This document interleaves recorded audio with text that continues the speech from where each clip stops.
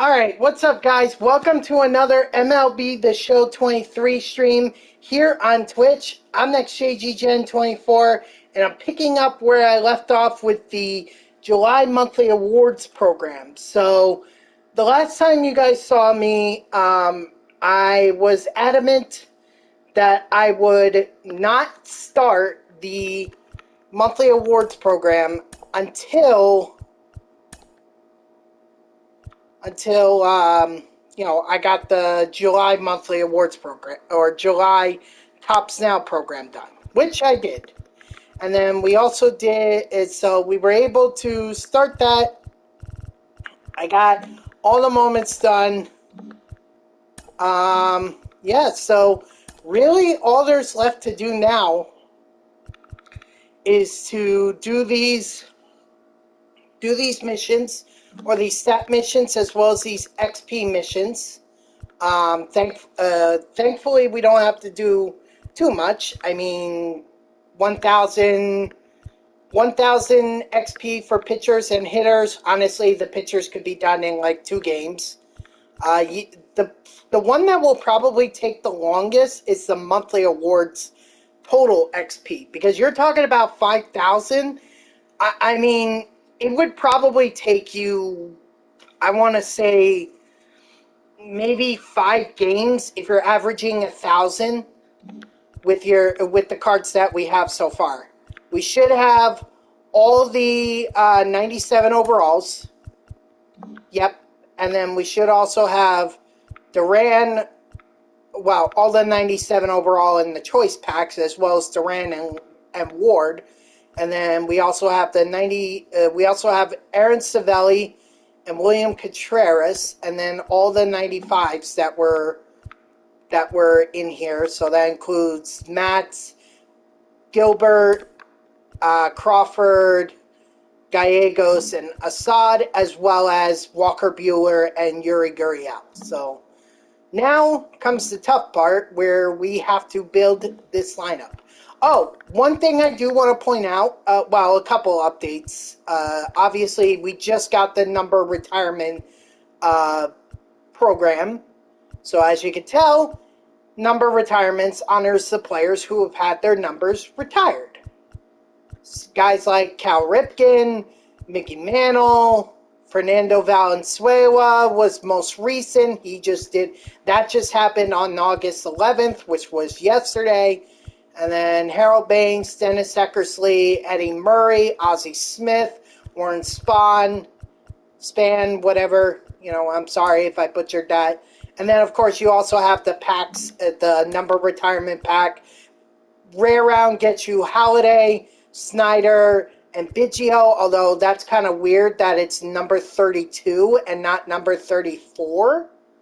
Because as far as I can recall, Halladay has always had the number 34. But I guess before he went to 34, he must have been 32. So that's just a little weird. You also have Duke Snyder and Craig Biggio. And then for the base rounds, you have Willie Stargell, Chipper Jones, Catfish Hunter, Jorge Posada, and Todd Helton. So I'll be honest. Honestly, I think the base round is probably much better than the rare round itself. I mean, Biggio, he doesn't have much pop, but he's just great. I mean, he does have pop. It's just he doesn't have as much as, say, Duke Snyder here. Duke's got more than that, and I'm pretty sure Stargell has more. Jones, he has a little bit more against righties, about the same against lefties. Posada, he definitely has more. So, and Todd Helton, obviously less against lefties, but better against righties.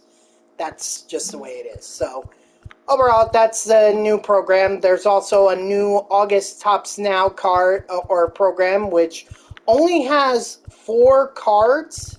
Not to mention the flashback, which you only get to choose one of.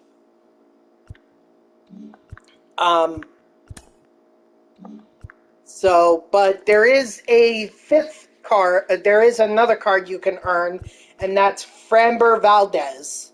You get him if you can collect 100 Tops Now cards, which obviously you guys already know I did, because I have been grinding the Tops Now program like crazy. Because obviously I want to get the cards, or I want to get those cards to help me in the monthly awards programs. That's why I stress that doing Tops Now is beneficial for the monthly awards program. But with that aside, just one more thing actually. Not a major update. I just ended up completing one of the moments for the Extreme program, and that would be hitting 2 home runs with Marte. I looked it up online, and what helped was that if I didn't hit a home run in the first at bat, I just restarted. And that's all I did, was basically until I got a home run with the first at bat, I restarted. And then once I got that home run, then I was trying to get a second. So that's my best advice for that. It's not like I did power swing every time. No, I didn't do that. I just happened to get lucky. So that explains why I'm now at 47. Not a huge update. It just means that if I were to complete one more moment, that in likelihood would get me to the draft pack, which not exactly, it's just progress. I mean, the end game is getting to Piazza. That's the more important thing. I might end up doing the XP. I might even end up getting the pack while I'm doing this grind, because I'm only 7,000 away, and I might end up doing it because I gotta play like multiple games anyway. All right. So now with that out of the way, let me go ahead. Ignore this. I was just doing a AL West Team Affinity build. Obviously trying to grind Ricky Henderson as well as Zunino and Calhoun, which I'm very close, actually. I need one more hit with Henderson, and then I need like 2 more at-bats. At least 2 more at-bats with Calhoun. And then I also completed Whitley and DeGrom, so I already got my second, or I already got the first boss in it, which was Tommy Losella.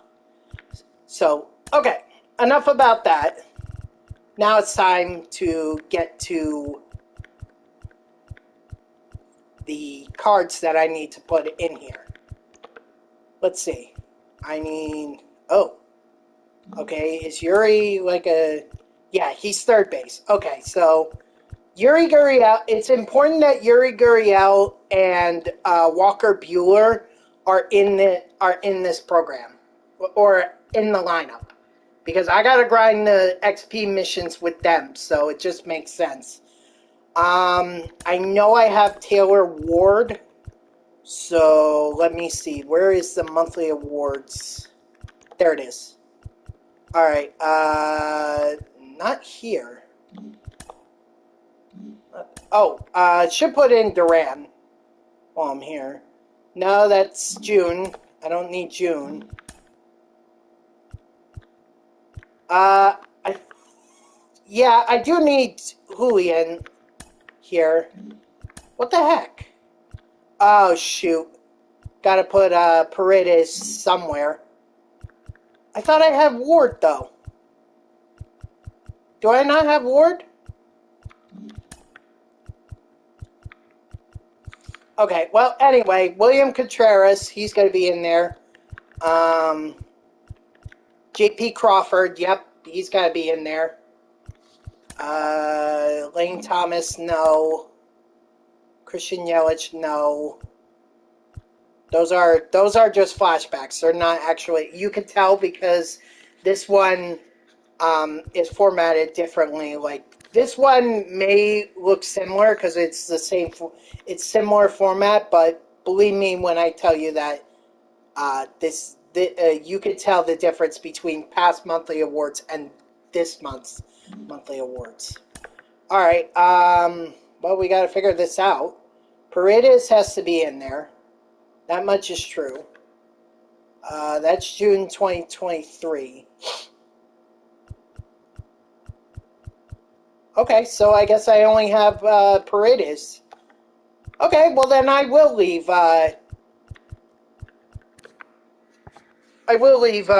Ricky Henderson in there. He could be lead. Well, actually, maybe not. Maybe not lead off. Maybe he'll just be ahead of Wyatt Langford. Anyway, so now Savelli, Steven Matz, and Logan Gilbert. Obviously, DeGrom is...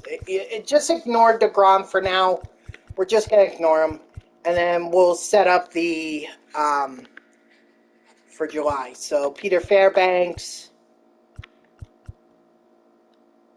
Joe Jimenez, Giovanni Gallegos, and Assad.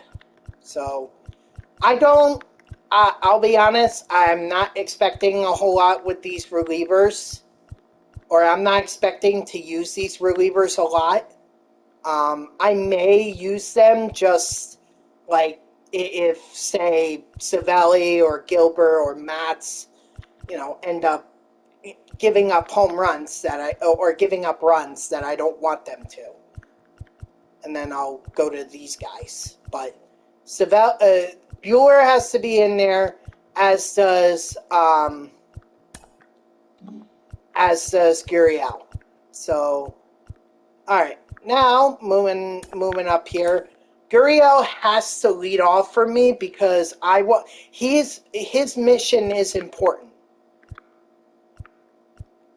And what I mean by that is that him and Bueller have the only XP specific missions.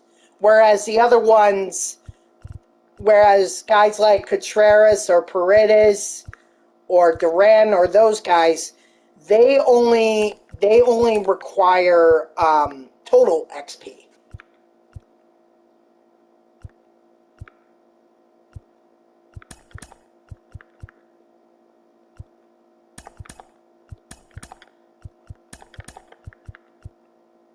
Oh, I forgot about first base.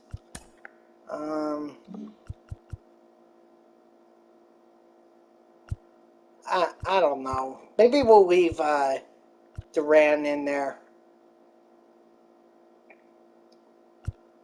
Yeah, we'll leave him in there. I don't really care.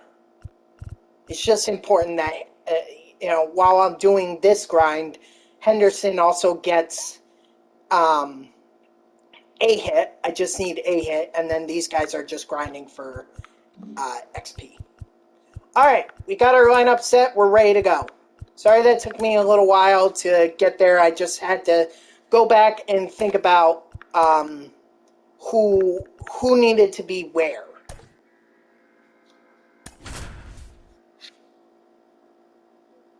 Alright, we're on our way now.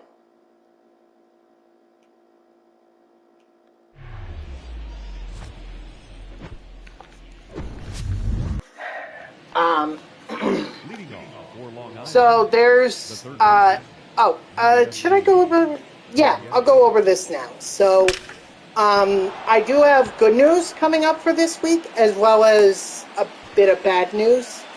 So, the good news is that I do not have any more afternoon shifts coming up, at least during the weekday.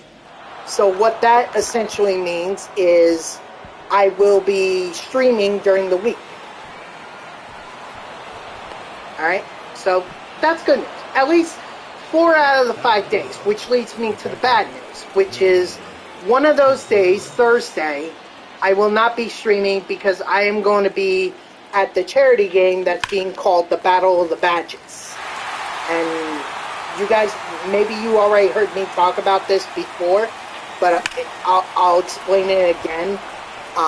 Basically, this is a charity game between the New York Police Department, the NYPD, and the Fire Department of New York, also known as FDNY. Why am I supporting this? Well, first of all, I think it's important to support first responders, regardless of how you view them, because I know police can be rather, it can be rather controversial with them. I get that. But still, these are the people that are in our community. Firefighters fight the fires, if there is one. They're also EMTs. They're also trained as EMTs. So whenever you have a medical emergency, firefighters are trained in that aspect as well. Police, pretty self-explanatory. I know the controversy around them, but in all seriousness, they are asked of a lot. Like, they have to go after bad guys and they go out every day knowing that that day may be their last. That's a big ask that we're asking of these officers. Yeah, there are some bad apples on the police force. I'm not going to lie about that. But they do have to deal with some circumstances that most of us, I think, would not even be able to handle, and yet they have to handle it. You get a call about a guy with a gun shooting it off. They have to respond to that, because otherwise, what? You're just going to let the guy continue to shoot around? What if he hits someone with one of those bullets? What if he kills someone?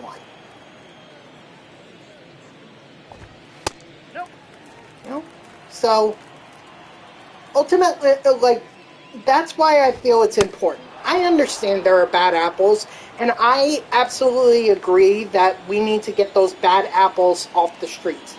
But to say that all the police are bad, I think is just a completely false statement. Because there are police officers who do live in these communities, and they really do want to do good. And they do want to keep the community safe. So I think if we celebrate more of those police officers, rather than pick certain officers who do bad things and say, oh, well, then that must mean all cops are bad. No. I'd rather celebrate the ones that actually do good. So, not only do I think it's important to support local first responders, David Wright is also hosting the game. Like, David Wright, think about it. He has not been. He's made a few appearances at Mets games, like at spring training or in Los Angeles. So he has been around, he just hasn't been around New York. And this may actually be an opportunity to go ahead and meet him. Oh wait, wasn't David Wright at the Mets Hall of Fame induction? He might have been there, because I do remember seeing pictures of that on social media. Well, anyway, so yeah, my goal by going to this game is getting that chance to meet David Wright. So again, that's not the main reason. I do want to support law enforcement, or not just law enforcement, but firefighters and first responders in general. But if I do get a chance to meet David Wright, I want to take that. Because David Wright was, like, if it weren't for Mike Piazza, David Wright would be my hero.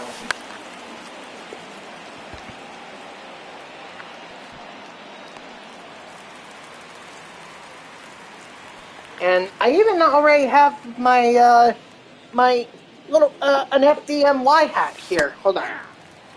See? FDNY. So it's even got the 9/11 date on the side. See? So that's obviously the perfect perfect hat to be wearing to this game. Again, I have no one that I know of in FDNY or the NYPD, but I'm still gonna go. So Thursday, do not expect a stream, and normally I would make up for that by doing a stream on Saturday, like I am doing today. However, I picked up an extra shift at work, so I will not be streaming on Saturday either. In fact, after Friday, the next time you guys would see me is Sunday, where I'm making up for my loss for that one day that I lost to the stream. So that's just a little update I wanted to give you guys. I'm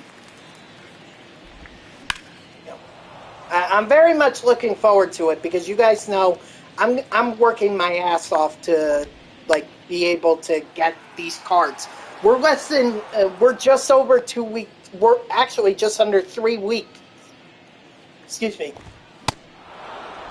3 weeks away from set 4 coming out.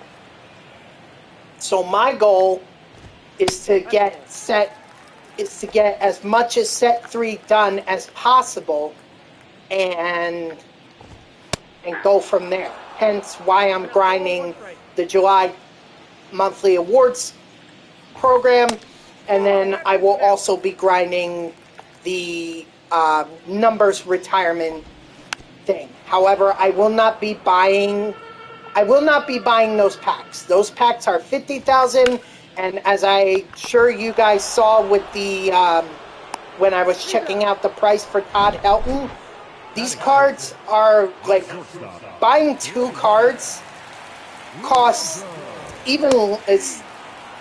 it costs less for me to buy those cards on the marketplace. I could buy 2 of them before it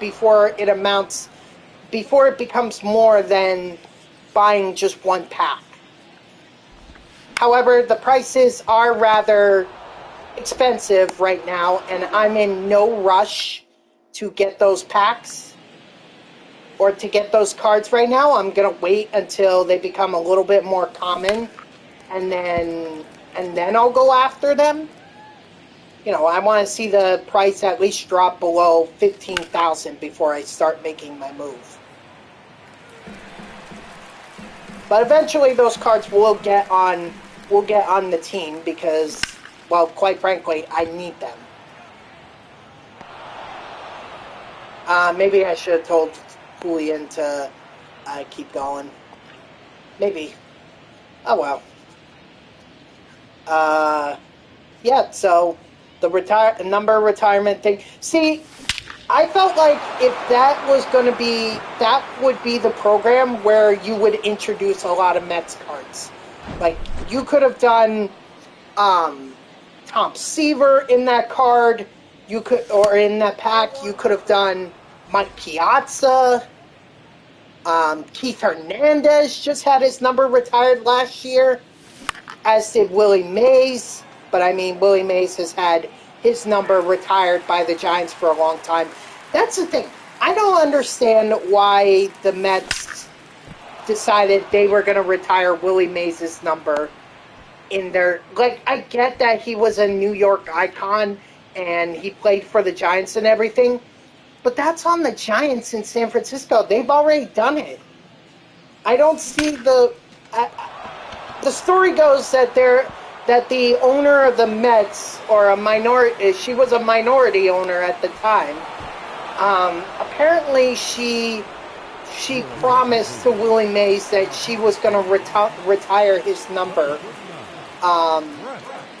after his playing days. And apparently, she never got around to it because she was an older woman, so she ended up passing away, and that promise was never fulfilled until last year, where they announced that the number would be retired. But even still, Willie Mays, I remember as a Giants player. Even as a Mets player, I don't even remember him that much. I think he was on the 73 team. That's about it. So I just personally don't see the point of it. I'd much rather have waited. See, there are so many numbers that the Mets could retire and should retire. The Mets need to retire Gary Carter's number because he is a Hall of Famer, so he should have his number retired. I don't understand what's taking so long, but he needs to have his number retired. I think Doc Gooden should also have his number retired. He was very key for the Mets in that '86 World Series, as were a bunch of them. You know, I mentioned Gary Carter. How about Darryl Strawberry? Are we just gonna ignore his number too? Like, he should have his number retired. So you have Doc, you have Darryl, you have Carter, and then probably the more recent should be David Wright. David Wright should have his number, although personally I'd wait until he gets into the Hall of Fame. If he gets into the Hall of Fame. I think he should get into the Hall of Fame, but obviously I'm a biased Mets fan who is saying that. Still, I think David Wright really meant a lot, and I understand that the class that he's going to be entering with next year is going to make it very, very difficult for him to get in on the first ballot. That doesn't mean he won't get in. It just means they probably won't get in in his first year. Like me, he might end up like Mike Piazza, where he needs a couple of years on the ballot before he can become a Hall of Famer. So we'll see what happens, but I really, really hope that David Wright gets inducted into the Hall of Fame. I mean, they already did the right thing. The Golden Era Committee actually did the right thing by inducting Gil Hodges into the Hall of Fame last year, which great, well deserved. Why did that take so long? I get that he, as a manager, he only won one World Series, but it's still. Death just came upon him. Like, what do you want us to do? I think it was a heart attack, by the way. I think Gil Hodges had a heart attack before when he died. Or the heart attack is what killed him. But still, he meant so much to the Mets, particularly that 1969 Mets. He really did mean a lot. And I think he was even an original player for the Mets. I know he played with the Brooklyn Dodgers because Jackie Robinson sang Hodges' praises before he even passed away a few months later.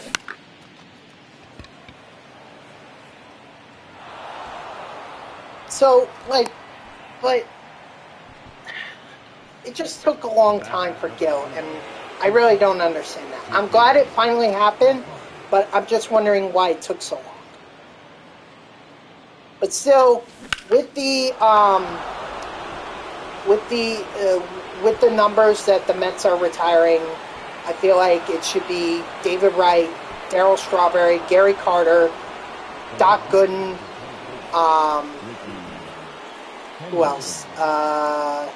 What else was I saying? Yeah, that's it. Just those four, and then they should have their numbers retired with the Mets. And I might be a traditionalist, but I really, really feel like that number retirement should be reserved for when players are in the Hall of Fame. I understand that may not be fair to someone like Keith Hernandez, or even, I don't even think Casey Stengel is in the Hall of Fame. Yet his number is retired with the Mets. But I really do feel like that, and even Gil Hodges' number was retired before he got inducted and retired by the Mets before he got in. But I really believe that it should be limited to players that get into the Hall of Fame. Because obviously they stood out enough in the minds of not just the fans for the base, but for fans of baseball in general.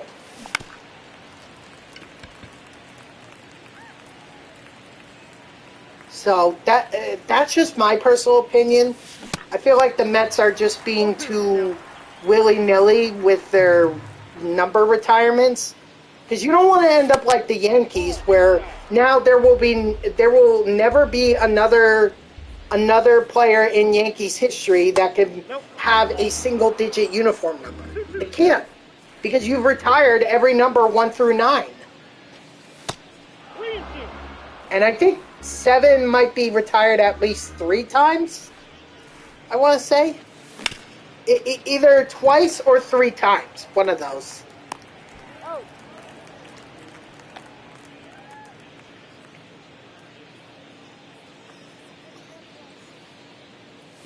But you don't want to end up with that kind of situation, because how many more numbers are you going to retire before now we got to get into the triple digits? I get that the Yankees have a storied history, but would all those players have their numbers retired right now if we were sticking to strictly Hall of Fame members? I don't know. Strike 3, sit down. So yeah, that's just the traditionalist in me, but I feel like that's fair, and we're not just retiring numbers willy-nilly and then leaving ourselves to the point where we're going to have to explore using triple-digit uniform numbers.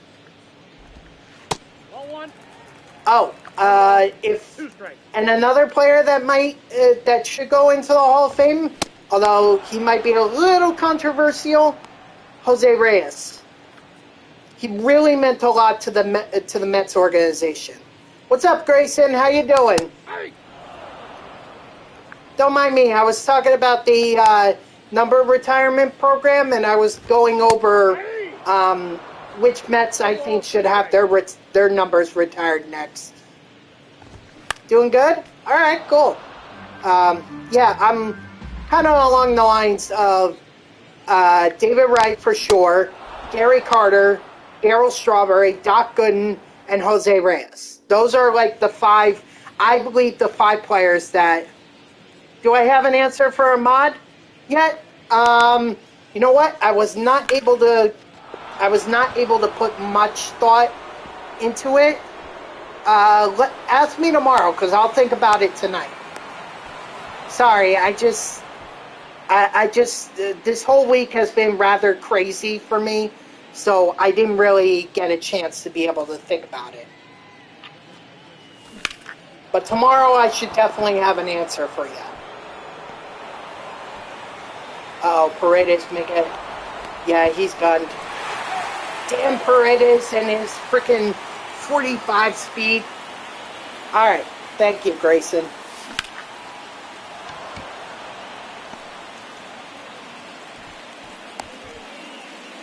Actually, Grayson, you said you were a Padres fan, right?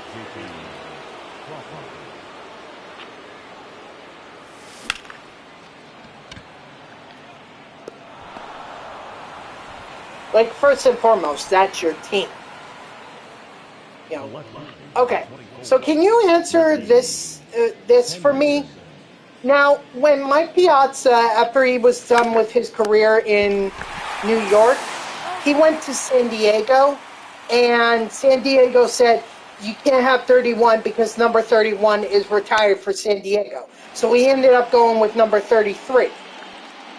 But fast forward to this year, and I think there's a reliever for the Padres that has number 31. So did the Padres just unretire number 31?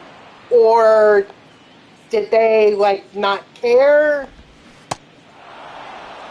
Like, what's the story with that? Because I know 31 is retired for the Padres. I don't know who it's for, but I know there's a reliever now who wears number 31, and yet Mike Piazza couldn't wear it when he went to San Diego in '06.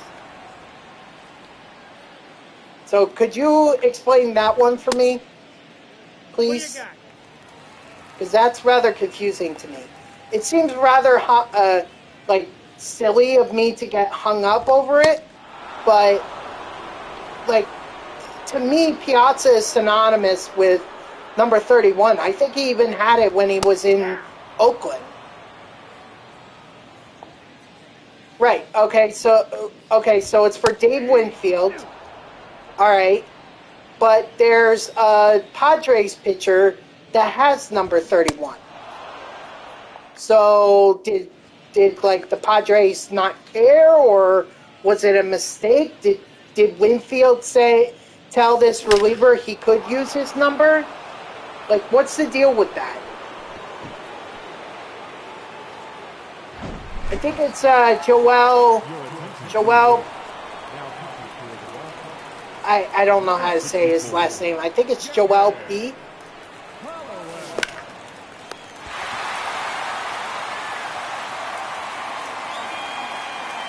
A-Rob, no.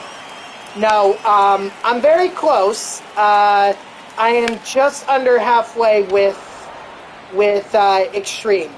Unfortunately, the moments have proven rather difficult.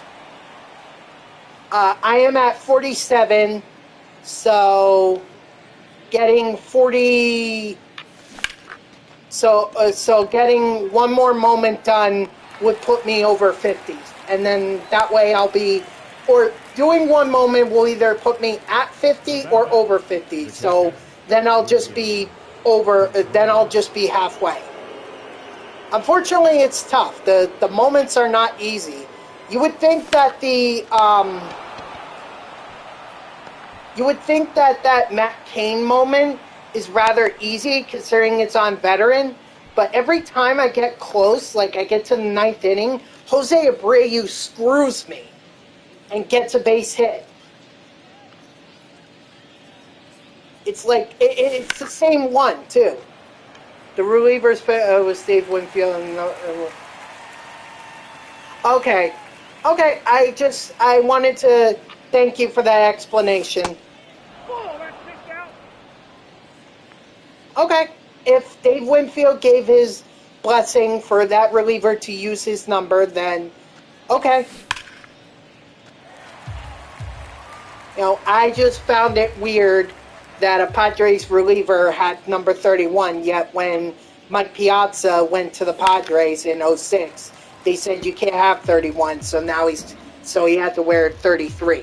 It was only for one season anyway. He spent more time in Oakland than he did in San Diego. I think it was like 2 seasons, '07 and '08, and then he retired in 2000, or prior to the 2009 season.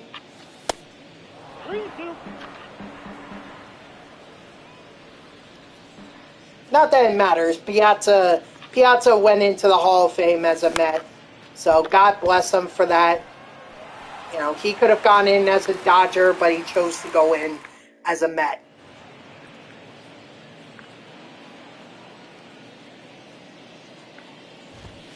Hey.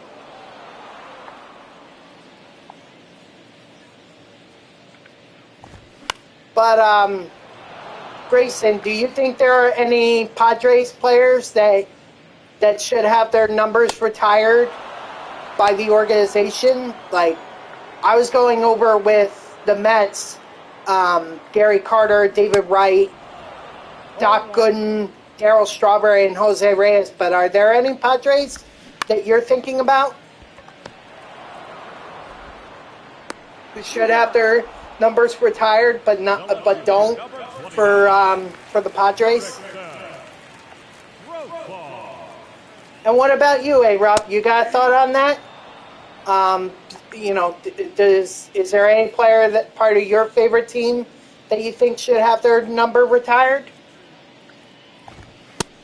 Nope, that's inside.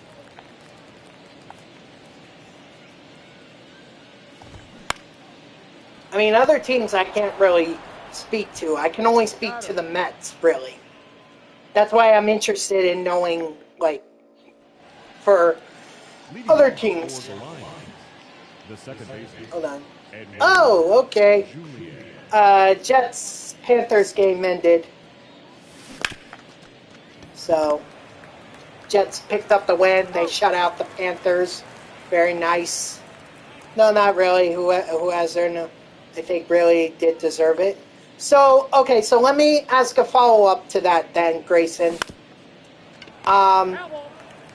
Do you think that players should have their number retired even if they're not in the Baseball Hall of Fame? Ball. That's inside. Because that's basically like with the Mets. You know, we had, for a long time, Gil Hodges had his number retired, and he wasn't in the Hall of Fame until the committee put him in last year.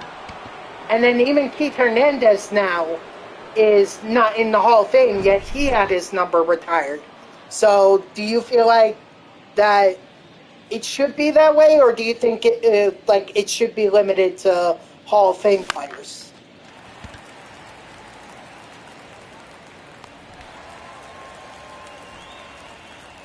Now back, number 36.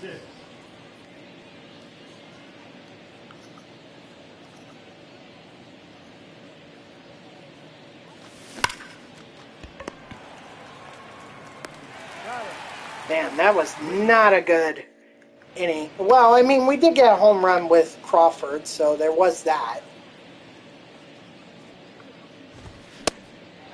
0-1's the count.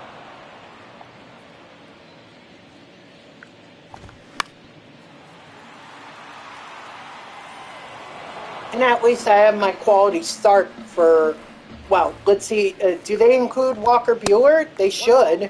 2 strikes. But maybe they don't, so maybe I'm gonna have to use the Savelli or whatever. Hold on. You feel like people who are in the Hall of Fame, right? Right, but I'm saying like with the Mets, you know, Keith Hernandez has his number retired. I'm not saying he doesn't deserve it. I'm just saying, you know, he has his number retired, but he's not in the Hall of Fame, in the Baseball Hall of Fame. He's in the Mets Hall of Fame, and I can tell you he's very well appreciated by the Mets fan base. But, you know, again, I'm a traditionalist where I think numbers should be limited to Hall of Fame players. If you want to put them in a team Hall of Fame, that's one thing. But if you're going to retire numbers, like, just look at the Yankees now. The Yankees can never have a player use a single-digit jersey number because they have retired numbers 1 through 9. Well, I guess they could use 0. They could use 0, but I have yet to see a player wear 0. Okay, so Pete Rose and Larkin number retired. I'm actually surprised that his number isn't retired. He's in the Hall of Fame, isn't he? Barry Larkin? Why is his number not retired yet? Right, okay, so Pete Rose has his number retired, but is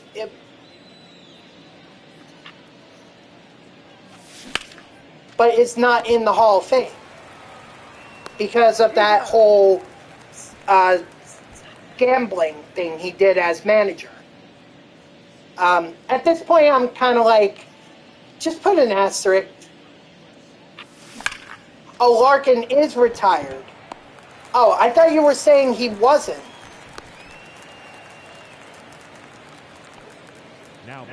Thank you, Grayson. I appreciate you giving me those 2,000 points. All right, so now we're even. So the next time... Okay, hold on one second. We're gonna get this right. Because if Larkin's number is not retired, what the hell are we doing? What the hell is the Reds organization doing? I mean, you would know better than I would. Is Barry Larkin's number retired?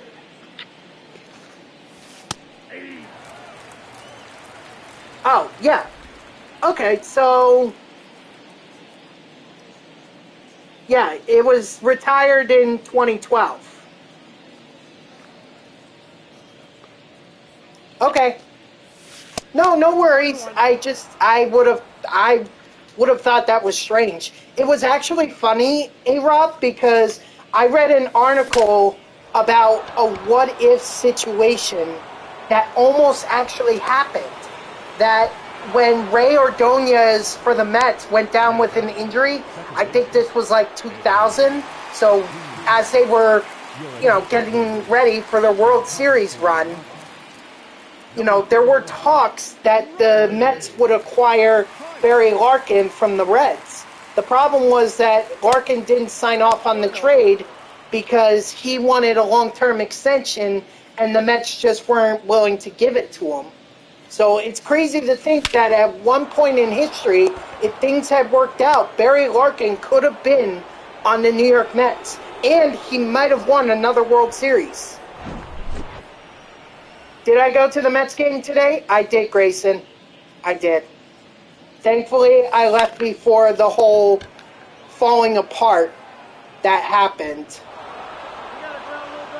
I left after the third inning when they were getting no hit. I was like, okay, if they're getting no hit through 3 innings, I'm not sitting through this.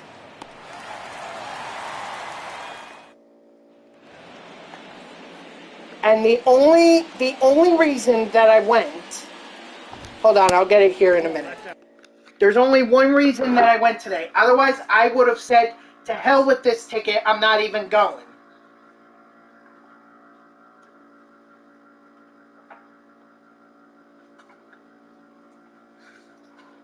And it was for this right here, a Mr. Met plush doll. Dude, the final score, it seemed like it was a football game. 21 to 3. Saying it was not a good game is an understatement. It was a god-awful game. I am so glad I left in the third inning. I was right to leave. But they were giving this out because it was supposed to be handed out when the Mets and the Braves met up in April. But that game obviously got rained out. Now, why did I go to a game for this? Because it pairs up with this. So now I have a Mr. and Mrs. Met plush dolls. Now, personally, I wouldn't care for them, but my brother-in-law is a very recent Mets fan, and he loves all the giveaways that were going on, so he told me to at least get these 2 for him. So he will be getting these at some point, whenever he and my sister decide to come down. That might be till Thanksgiving, but if he's patient enough, he'll be willing to go for it.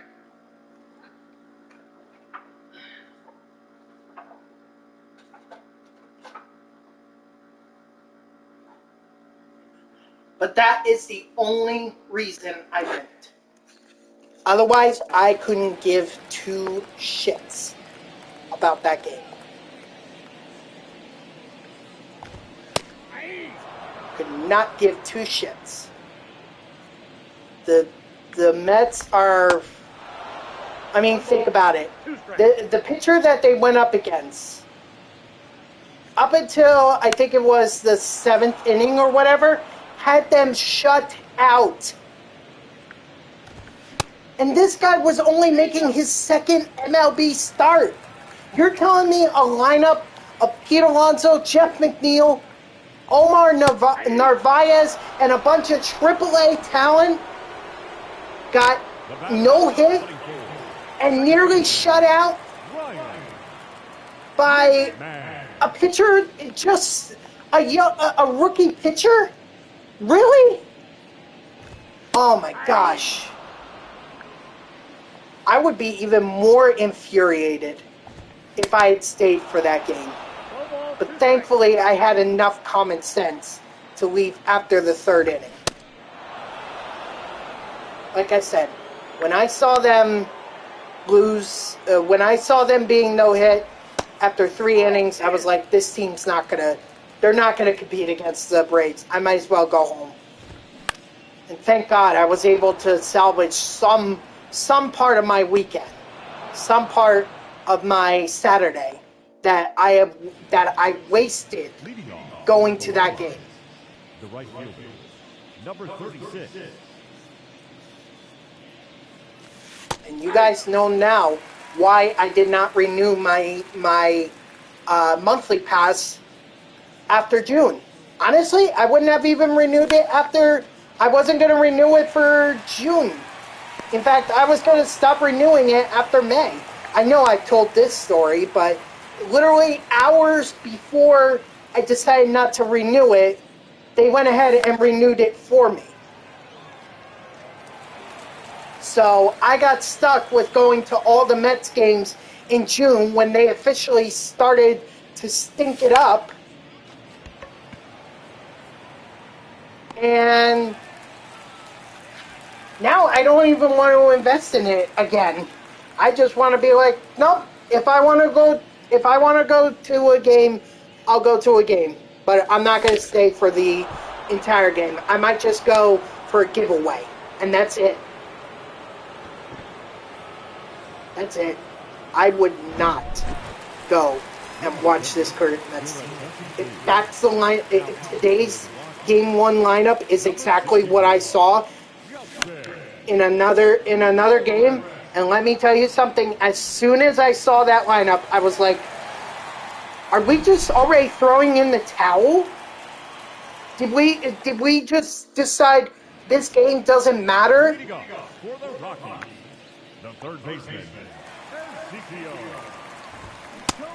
Like, why did we put out that talent? Why? 0-2 is the count. I don't understand. Oh my God, A-Rob, at least the Reds were. When I left, it was what was it, 3-0 or 4-0, something like that. I said that I was probably, well, the main reason I left after the third inning was that I never got a text to do a truck poll or the trivia thing that they do. I never got a text to do that, so I was like, okay, that's the only reason worth staying.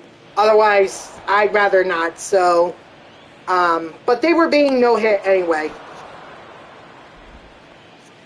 Now the left fielder. Reds have been painful many years, wanted to leave.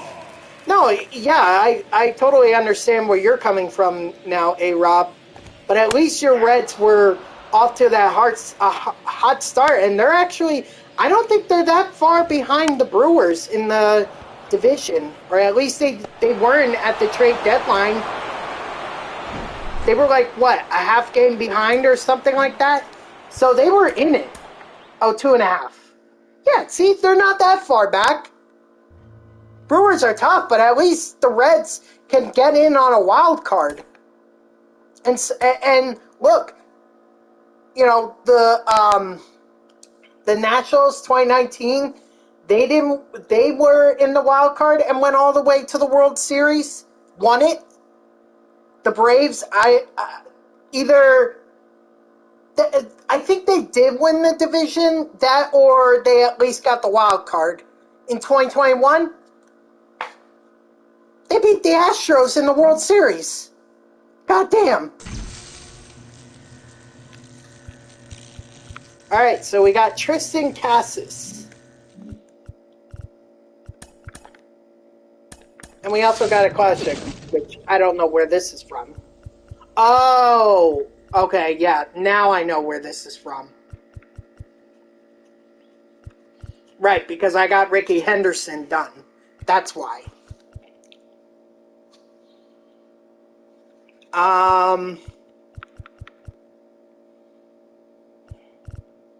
It just stinks because the two options are relievers. They're relievers, so I would have to play a bunch of conquest games just to be able to get them to where I need them to be, which sucks. They're not like stat missions either. Oh, I forgot to do one thing, guys. You notice here how I'm at 149? Boom. 132. Also, this is completely 100% my mistake. I ended up locking Ellie De La Cruz into my collection, so now I am stuck with Ellie De La Cruz. I cannot sell him. Just throwing that out there, but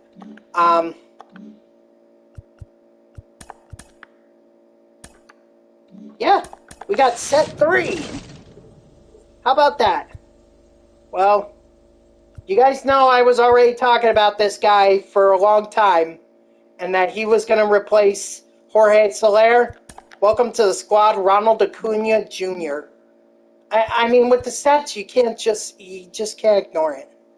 Yeah, I mean, maybe I can do it for the AL West. Well, actually, no, I don't want to do it for the AL West map, because I want to wait until I'm at 80% in the Team Affinity set 3 for the AL West before I do the Team Affinity 3 Conquest map. That way I can finish all the that way I can finish both the AL and the NL West together.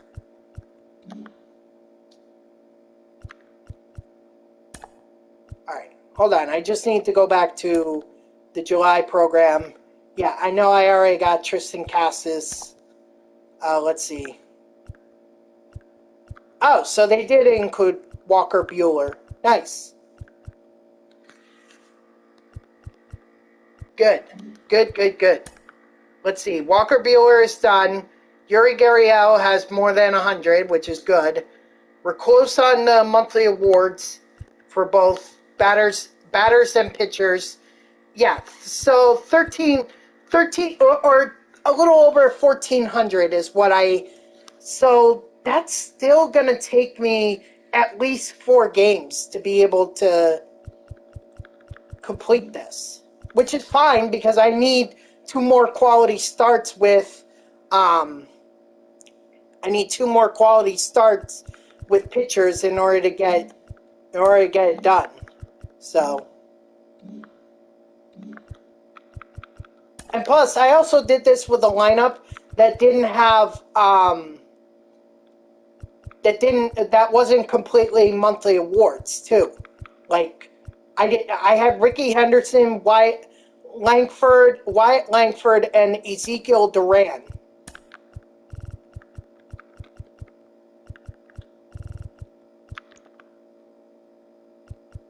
Oh yeah, absolutely. 6 away from 230 for Adley. Nice, A-Rob. Yeah, that was my first time getting. That was my first time getting that pack. So my goal is to get to that 230 or whatever the. Hold on.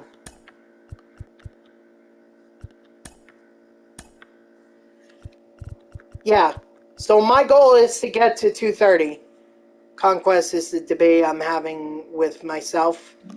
You mean what do you mean? Oh, I also forgot about this too.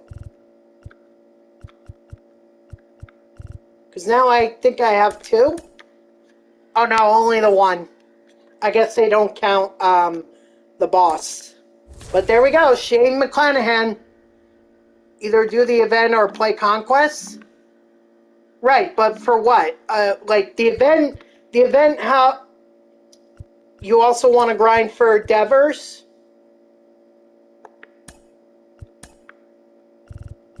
Oh, you're talking about in ranked seasons. Whoops. Right? Yeah, ranked seasons you're talking about, correct?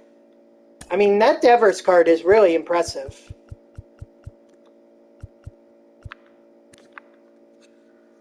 Retired program for event, Conquest for other programs. Gotcha. I mean, this is what I like about Devers. He's the all-round hitter. Like, but he's DH. I wouldn't. I mean, his fielding ability is rather low for a third baseman. I'd rather put him as a DH than at third base.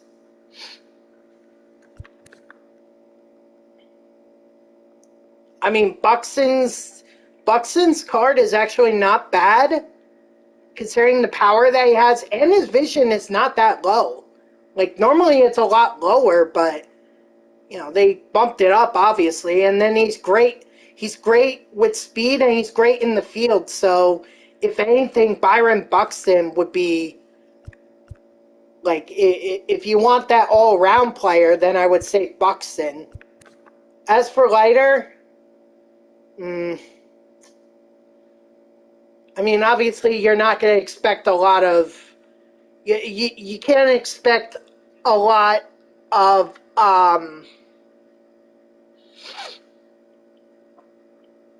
you can't expect a lot of velocity with him. I'll be honest. Sorry. I was just disappointed that the rewards don't include any Mets players, because that's the only reason I would ever grind, you know, why I would even grind rank seasons. What's up, Phoenix? How much longer on the BR? When does BR run out? Oh, it's in a couple days. Oh, well, oh, hold on.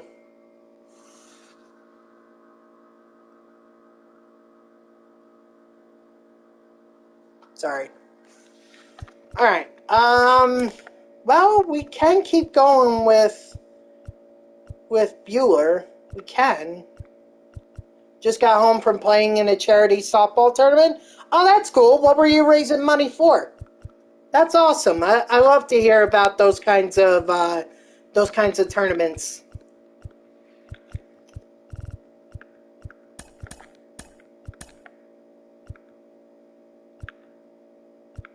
I mean, I'll definitely put him above J.P. Crawford. He's got more... I don't know. Maybe I'll leave Julian where... Can't remember off the top of your head. Okay, no worries. Sometimes it's just for a good cause. That's all that matters. Yeah, so I need to keep Gurriel right where he is. And then, yeah. Well, I don't need... Yes, absolutely right. That's all right. I don't need to really grind,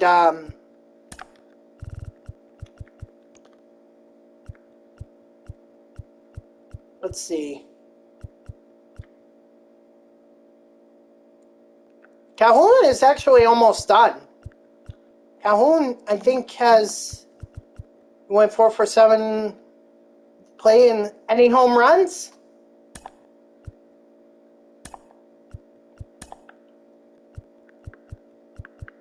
Let me see. Oh, that's Boss. My bad. Yeah, I need Calhoun only for a couple at bats, and then I'm done with him. Got Mercy twice, but we won the third game. Oh, shit, man. Okay, well, that's all right. It's a charity tournament. No home runs, unfortunately. It's all right. 4 for 7. That's better than what I've ever done in any baseball game that was competitive. So you're already doing much better than I ever did. Let's see. No. I'm not trying out Logan Gilbert. To hell with that.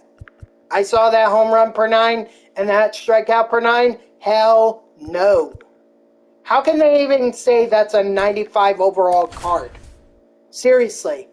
74 walks and 75 home run per 9? That's basically asking for trouble. You had like 5 ribbies too? Nice! Hey, there you go. Productive at bats. That's ultimately what matters. It may not have translated on the scoreboard, but hey, got something to hang your hat on. At least you did what you could do. Your teammates, on the other hand, let you down. But like I said, it's a charity tournament, so honestly, it doesn't matter who wins. It's just all about raising money for a good cause. Cheated bad? What do you mean?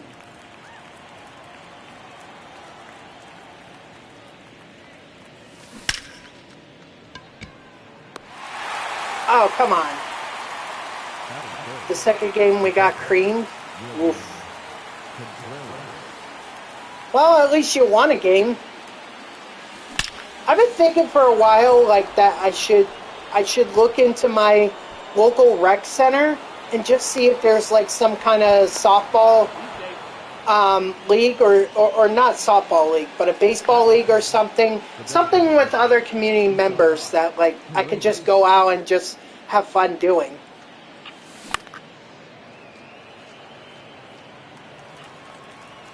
Or even football. Football would be fun. It might be flag football because I don't do the tackling shit.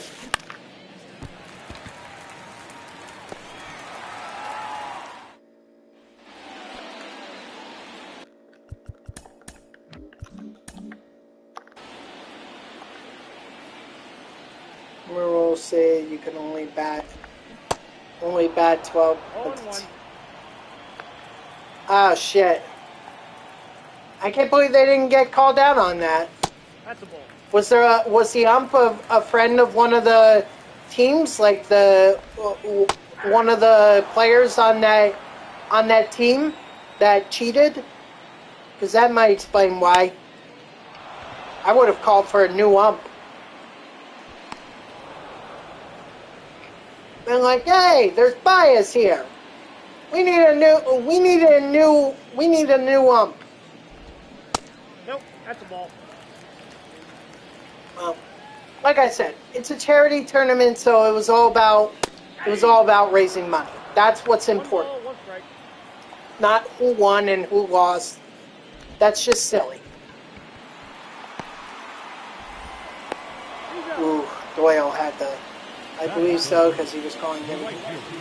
We got the shaft. Well, I'm sorry to hear that. At the very least, I hope that didn't ruin the tournament for you. I hope at the very least you still had fun with it.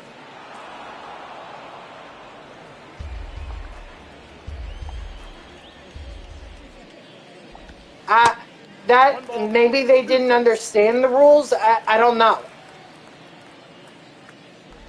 I don't know. I don't want to speak for the other team because what time am I going live tomorrow? Probably around the same time, 6 o'clock.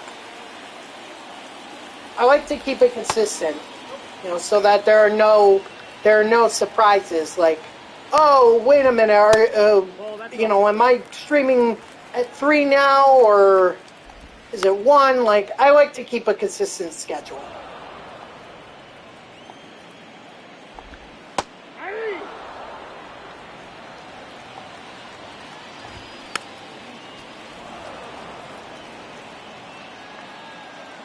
Okay, so clearly...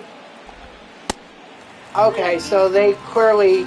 Yeah, this was not just, oh, we didn't know. It was clearly, yeah, they're bending the rules.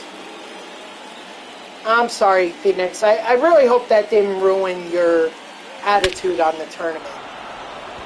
Because, again, like, I think the most important part is remembering that it's a charity tournament, so... It doesn't really matter who wins or loses. It's just about raising money.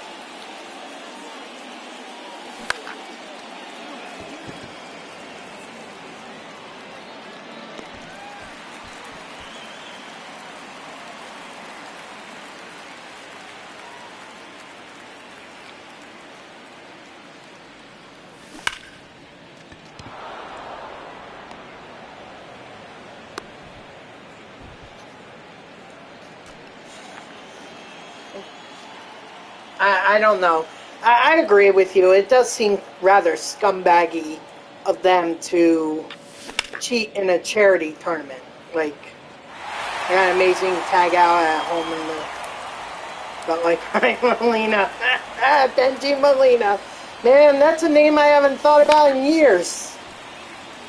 Probably another guy who might be who should be in the Hall of Fame. Benji Molina. We were actually just talking about this earlier, Phoenix. With the retired numbers program that just came out on Friday, we were talking about like who should have their numbers retired for what teams. I mean, for my Mets, I was advocating for Gary Carter, David Wright, Jose Reyes, Doc Gooden, and Darryl Strawberry. Ooh, this friggin' Acuna card. Holy moly. First at bat, wasting no freaking time. Like, I ain't missing this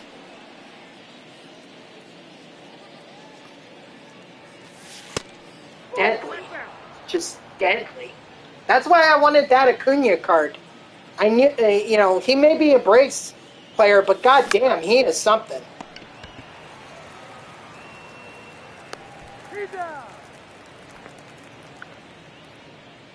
Although I need Gurriel to do much better because right now he's not doing too hot.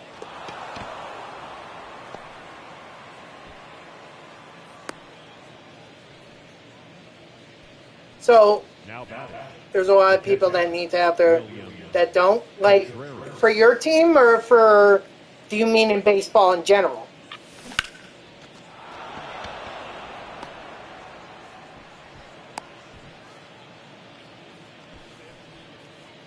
In general? Okay, so like who? I mean, I know I mentioned a couple Mets players, but like who specifically do you have in mind? Attaboy Paredes. And are you talking to... Oh, you're talking to in general. Right. Sorry. Now talking for the Rockies, number 64.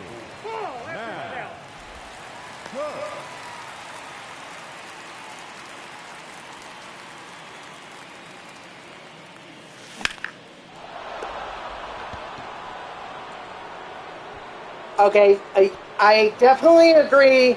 I definitely agree on Ichiro. He is definitely someone that should be in the Hall of Fame already and should have his number retired. So I definitely agree with you there. A-Rod,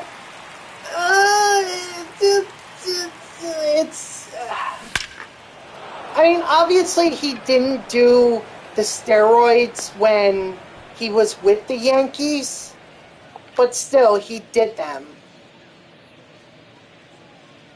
And also, I really would caution the Yankees against retiring any more numbers because they already have. They can't have a player wear numbers 1 through 9 anymore.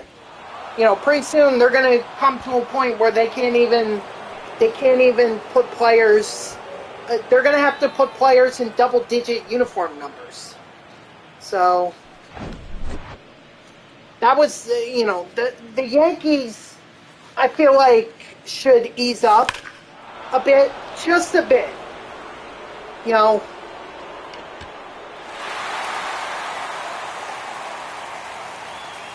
But Ichiro, I definitely agree with.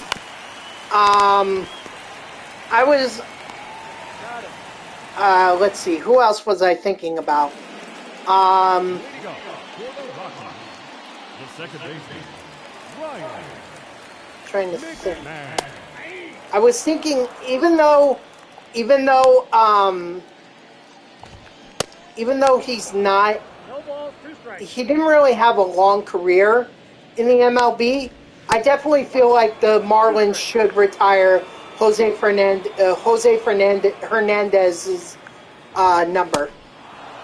number 16. Like, obviously, he was pretty much that Marlins team. Jose Hernandez. Oh, that's just out. Again, he didn't really have that long of a career because, unfortunately, he died in that boating accident. But yeah, Jose Hernandez, I think, deserves his number retired. Batting seventh, the third Big baseman, impact. So are you more of like, do you believe that the Yankees should only retire numbers for people who are in the Hall of Fame then? Is that what you're talking about when you say a big impact? Because I feel the same, that's how I feel. You know, rather than, like, I understand that some players just get rather unlucky with getting into the Hall of Fame. Sometimes they just go up against a bigger group of classes that's just unfair, and then also some people I think Billy Wagner is not in the Hall of Fame. And he should be, because he's one of the... In my lifetime, he's the best left-handed reliever I have ever seen. I've never seen anyone like Billy Wagner in my lifetime. And I don't think he's in the Hall of Fame. And that is a shame.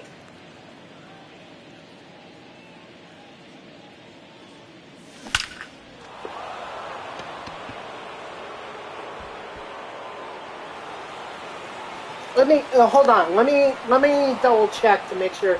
Is Billy Wagner in the Hall of Fame?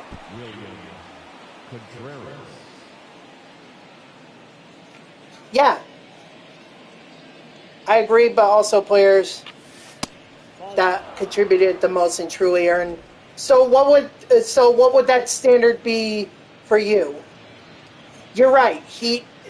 You're right, Phoenix. He is not in the Hall of Fame. And again, I reiterate, that is such a shame.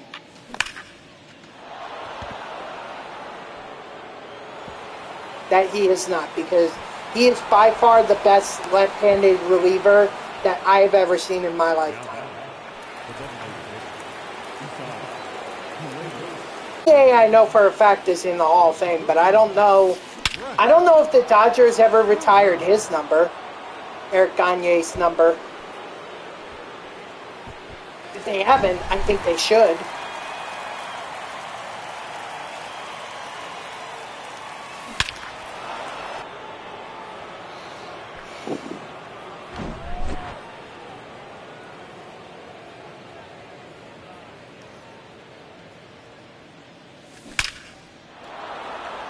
I'm trying to think of who else might be good for the Hall of Fame. Or should have their number retired.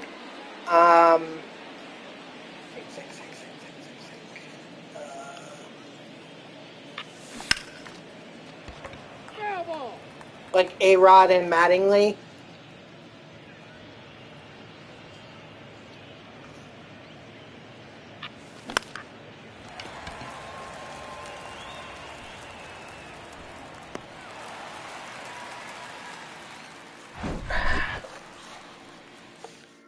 They both played at a very high level. Okay, fair argument. Again, I'd rather see people that go into the Hall of Fame that get their numbers retired. You know,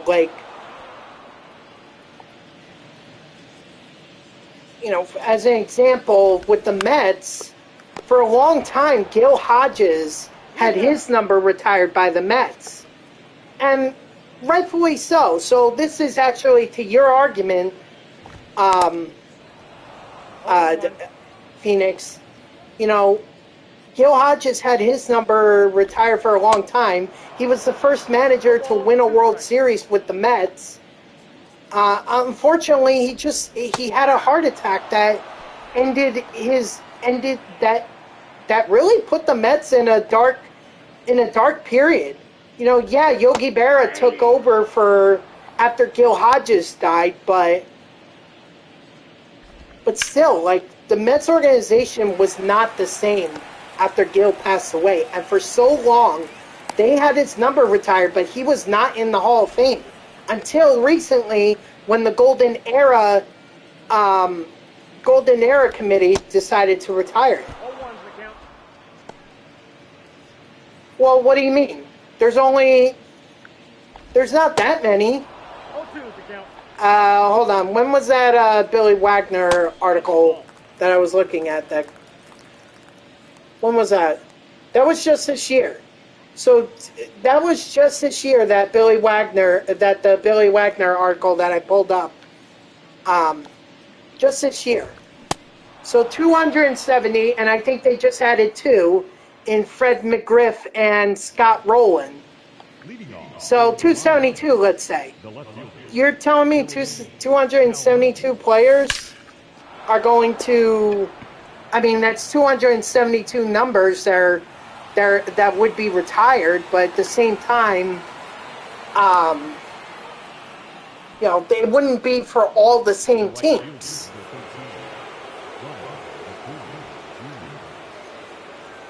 So you're not really talking a whole lot of numbers, and especially for each team. I mean, obviously, no one can ever wear number 42. Mariano Rivera being the exception, because he was wearing it before they even retired Jackie's number universally.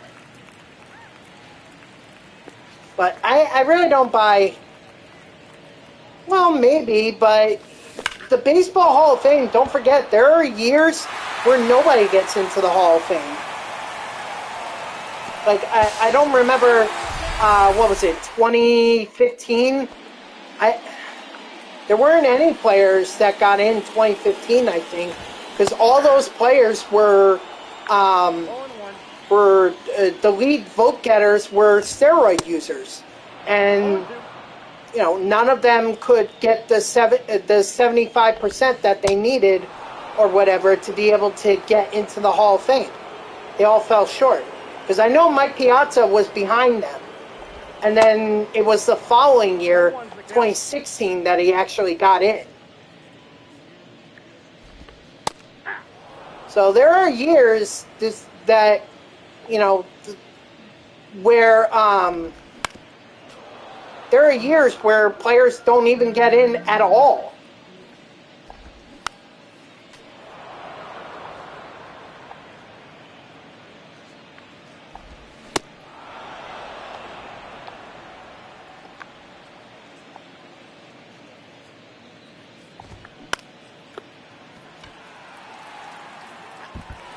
I tried. At least I knocked it down in front of the... At least I knocked it down with the... Or got in front of it with Durant's body. So... At least there's that. No, I mean, look, I just...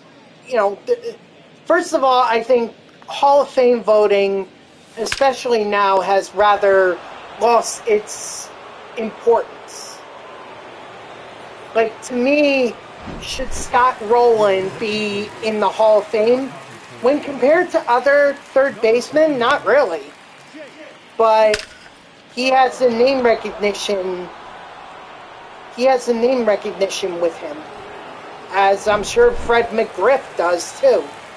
Because even by first baseman numbers, Fred McGriff wasn't even all that great. At least not when you compare to like Miguel Cabrera or Albert Pujols, who are certainly first ballot Hall of Famers when they're... Yeah, I mean, we just mentioned Billy Wagner. Like, you're telling me Billy Wagner doesn't deserve to be in the Hall of Fame? Really?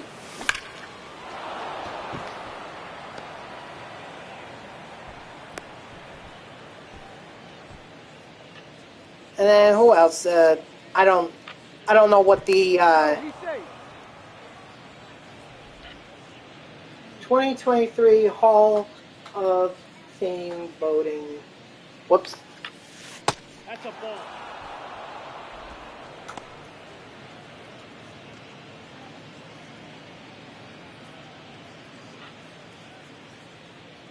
Yeah, absolutely. What's up, Landon?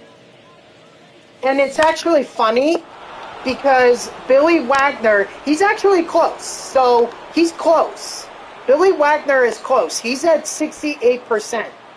And I think you only get 13 years on the ballot. He's on his 8th. So at the very least, Billy Wagner will eventually get put into the Hall of Fame, as he rightfully should be in the Hall of Fame. We're doing all right, Landon. We're just talking about like players going into the Hall of Fame, who should be in there already, who isn't, and then also like in terms of numbers retired, should it be strictly for Hall of Fame players, or should it be for more than that? You finished the set 3 collection? Nice. I actually just got Acuna today. I just got him.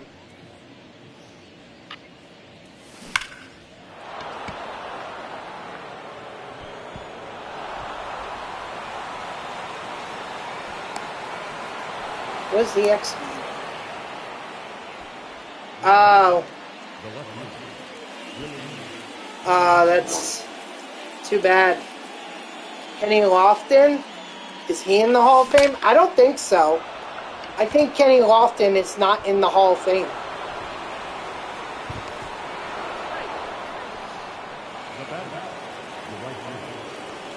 But I'm just looking at the ballot here.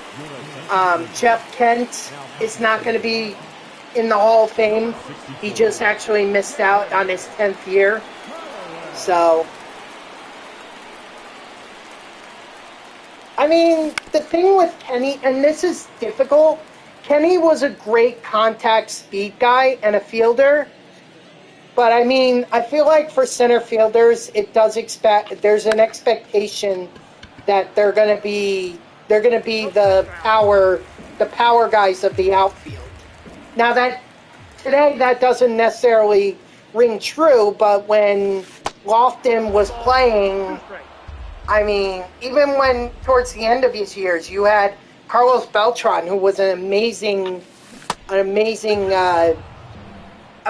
hitter. Even Andrew Jones. Andrew Jones is also on the being considered for Hall of Fame. You know, I mean, Lofton is getting rather unlucky, but at the same time, I think if you take out those power guys and you compare him to someone like Ricky Henderson, then Kenny Lofton doesn't really stack up.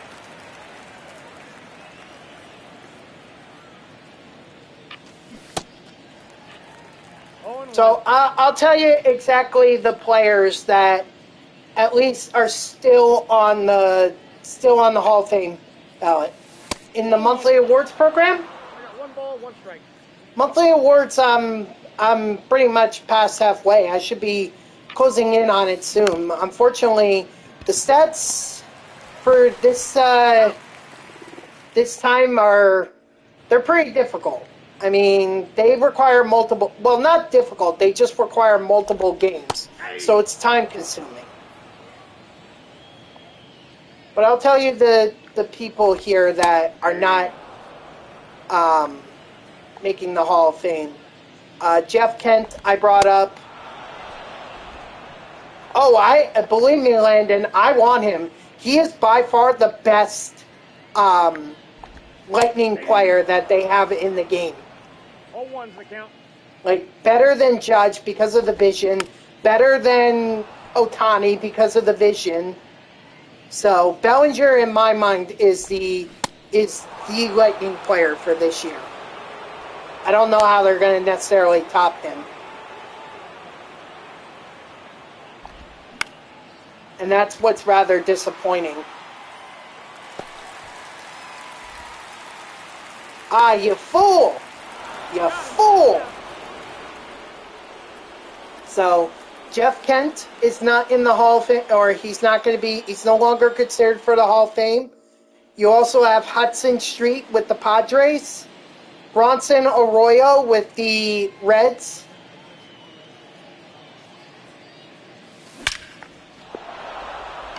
I'm doing good, Marcus. How you doing? I don't believe he's in the Hall of Fame. Here, I'll look it up. Just hold on. Kenny Now batting, Lofton. catcher, William. Let's see.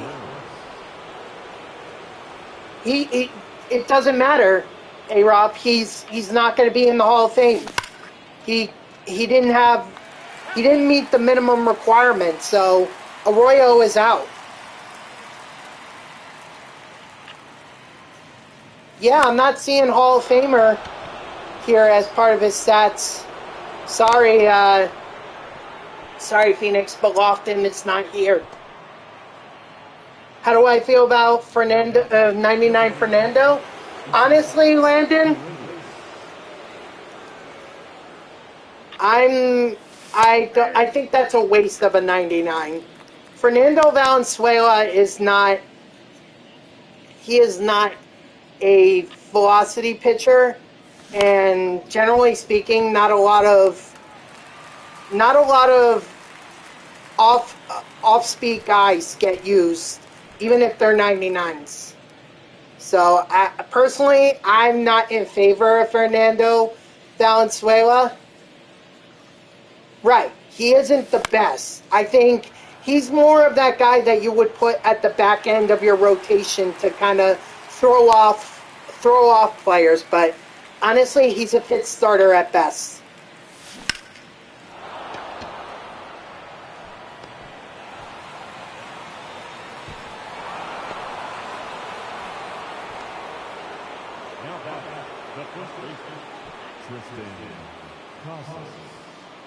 Well, Marcus, the thing you got to remember, you got to expect off speed with Valenzuela. I mean, Showdown in general this year is a lot harder than it has been in years past, but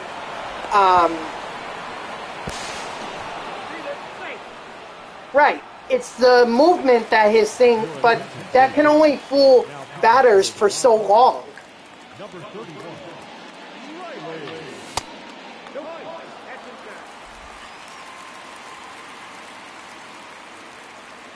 I don't think he would be hard to face, especially if you know what to expect from him.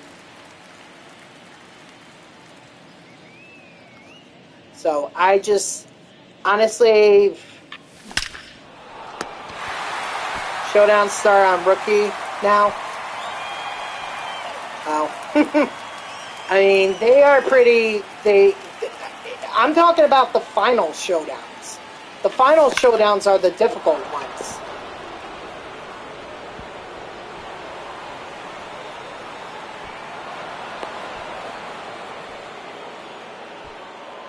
But I think Fernando Valenzuela seems like the kind of final showdown that... Yeah.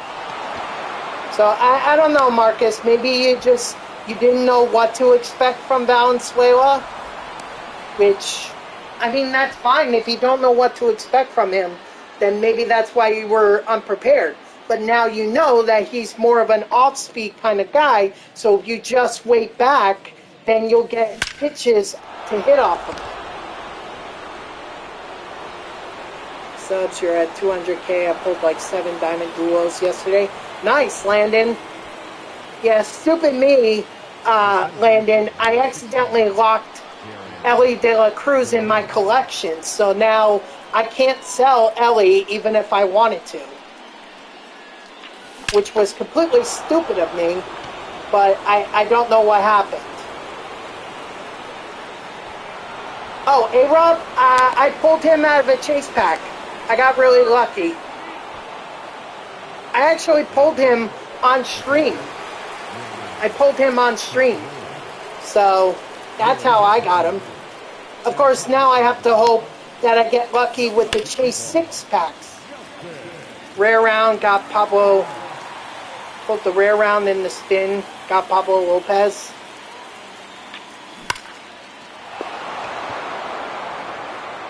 Wait, what rare round?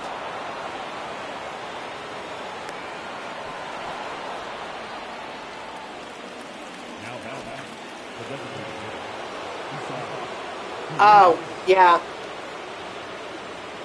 Yeah, I know. I had a second chase pack where I was like, oh, maybe I'll get Ellie De La Cruz again. And no, it didn't end up that way. Duplicate of Cal Ripken, so when his price goes up, that is. Yeah, everyone keeps telling me about or Ripken's captain card. So, how far has it gone down?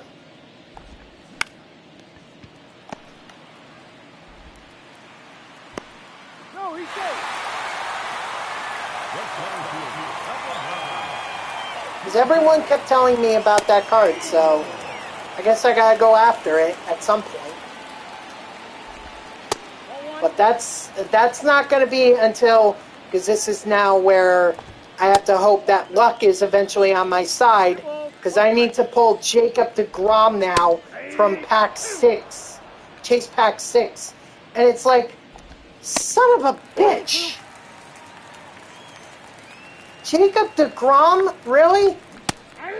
Also, I wish these cards would be core so that you can use them rather than, like set 3 Jacob deGrom, I can only use until after set 4.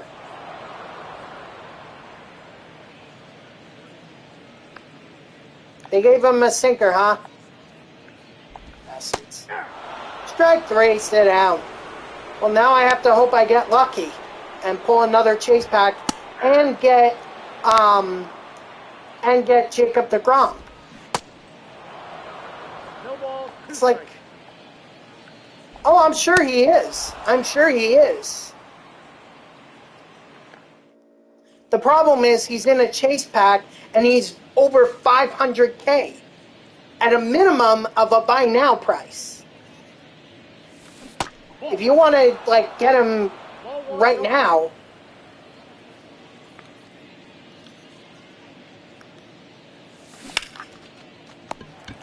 he's like over 600K. Well, I don't know what they said. It's his Cy Young award. Well, maybe not a lot of people have. Maybe not a lot of people have it. Phoenix. That's honestly where I'd rather have seen the deGrom card in ranked, because at least it gave me a reason to go ahead and grind rank. Not in a chase pack where I have to buy these. I would have to buy the 50-pack bundle or whatever, the 75-pack, and hope that I get Jacob deGrom.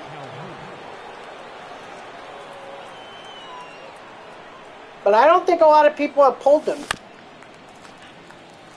deGrom was nasty before, but now he's the best pitcher in the game. Probably, yeah. I'm assuming that's why a lot of people, why he's over 500K on buy now and over 600K on sell now. At least the last time I checked. New VR shit, then moonshot event, ready pitchers only. Ah, interesting. Oh, Cunha will have a game, 2 home runs. Yes, this is on rookie. I understand that, but goddamn. Okay, they need to seriously give us better cards for Moonshot, because the cards that they used in the first Moonshot event were garbage.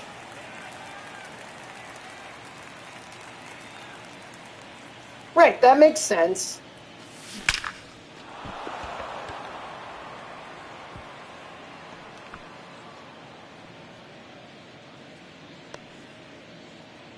But seriously, the rewards themselves were not worth it. It was merely, okay, I'm gonna go online and grind to get the XP or whatever. All right, thank you, Landon. I appreciate you. So now no one is in debt to me in terms of channel points. Everyone has paid their debts. Hey.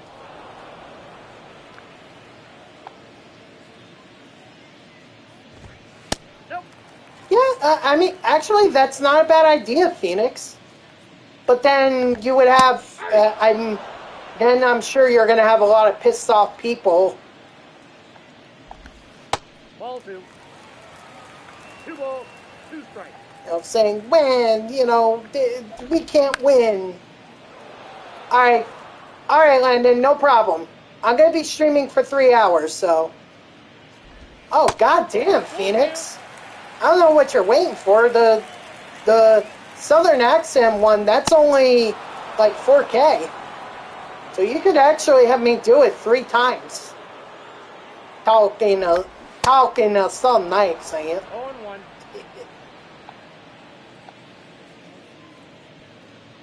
But I mean, you do whatever you want with your rewards, man. Just understand that if we do a co-op game, there is a cooldown, so you may not be able to do it forever. Or you may not be able to do it multiple times. At least not multiple times a stream.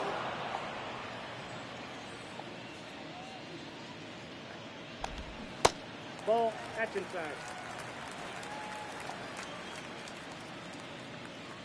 Yo, some people are, not to get off topic here, but some people are already playing Madden, and it's like, god damn. 2-2. I think the earliest that I can get it is August 17th, which, that's either a Wednesday or a Thursday. Because I'm getting the standard edition. I'm not doing the deluxe fit.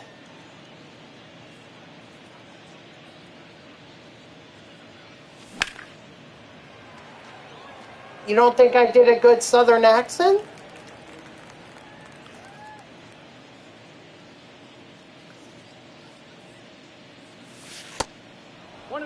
I mean, I've had a friend who was a streamer down in Alabama tell me that my Southern accent was rather spot on. I don't know, maybe I am losing a step in terms of my Southern accent. Maybe I need to... Oh, well, I'm sorry. I don't mean it to be insulting, Phoenix. I that's not my intention. I do it because people have told me that they find it rather funny when I do it. So I took that to mean, okay, they're laughing at me. They're not laughing at, me making a mockery of Southern people. I'm not trying to do that. Right, but I'm not trying to insult people. And if anyone has an issue with my Southern accent, please, reach out to me. And if it is an issue, just let me know. And, I'll figure something else out. Rather than doing it for a long period of time, maybe I just do, like, a couple innings or whatever. So, okay, well, I mean, the way that you were saying it was insulting, and I was just... Yeah, I just don't want to offend people. It took me a long time for me to develop that Southern accent, so I just... Throughout my life, people have just laughed whenever I did it, so that's why I continue to share it on Twitch, because I think a lot of people who don't know me will hear it and get a good laugh at it. So, but if I'm offending anyone, please let me know, and then I won't do it as often.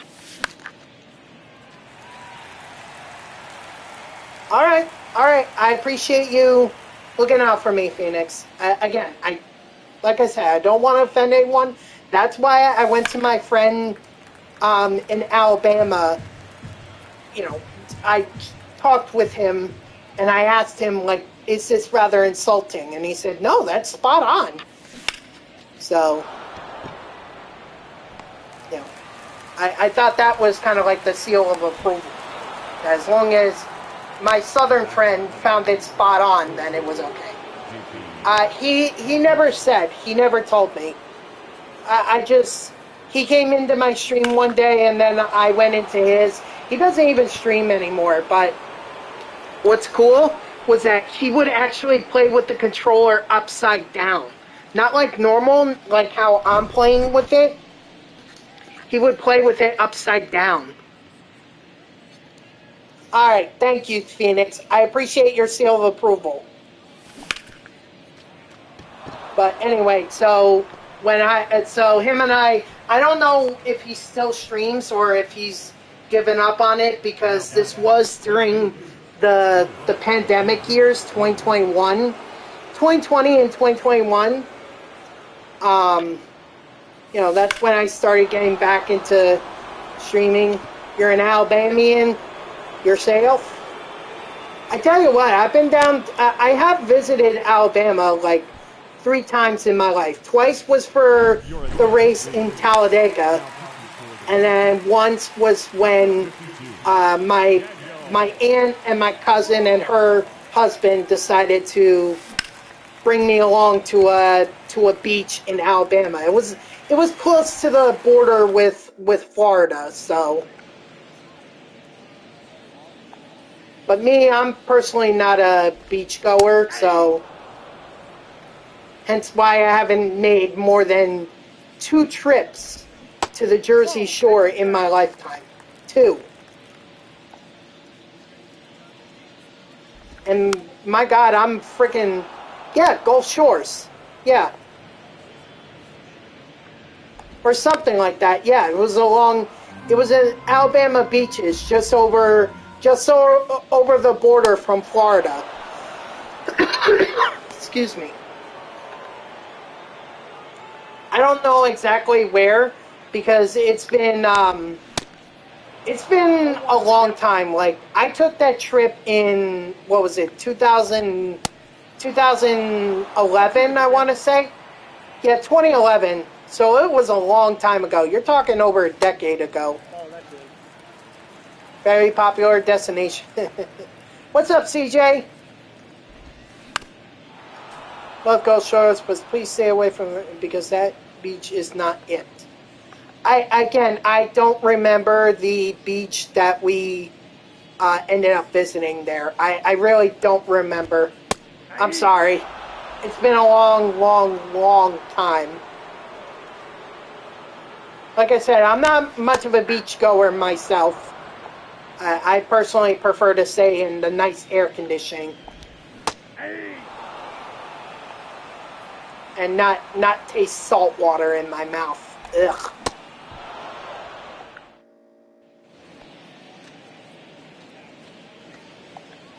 Leading off for Long Island, the center fielder, Jared Duran.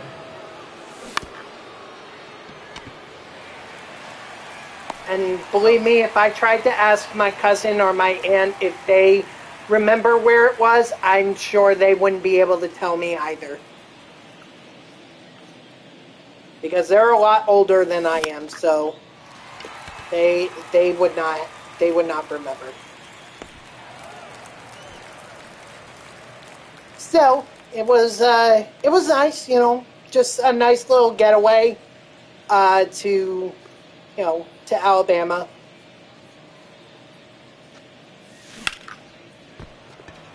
Frick! Come on, guys, can't end off that way.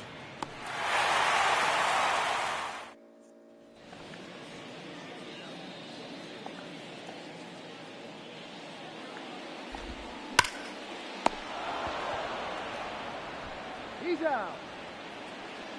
The batter, the right fielder, Nolan Jones.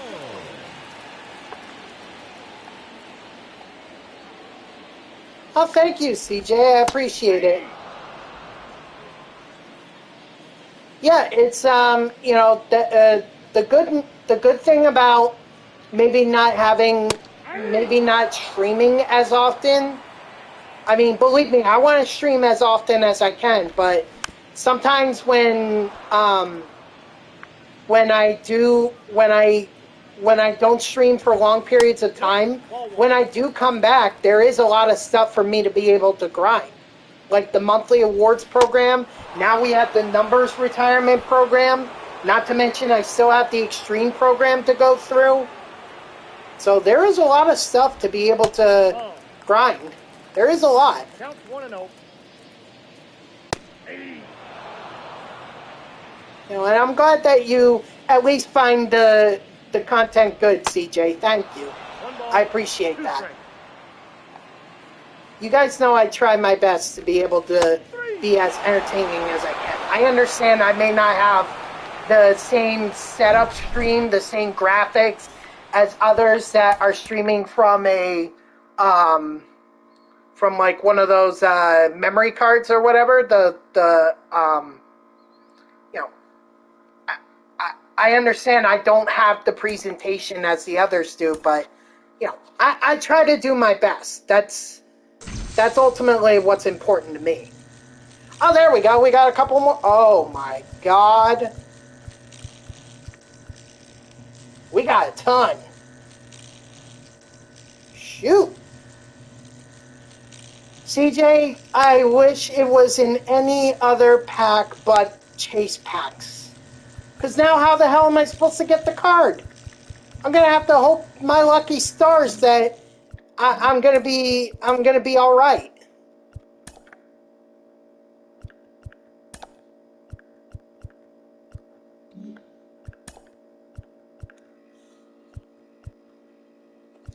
Dang.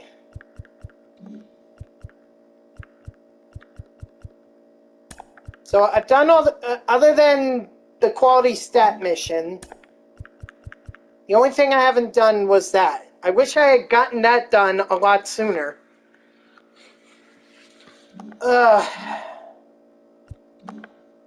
Let's see. Actually, hold on. Let me go see that that DeGrom card. Hold on. Here it is. Oh my God! Look at these stats. That is insane. I mean, he could have a little bit more power.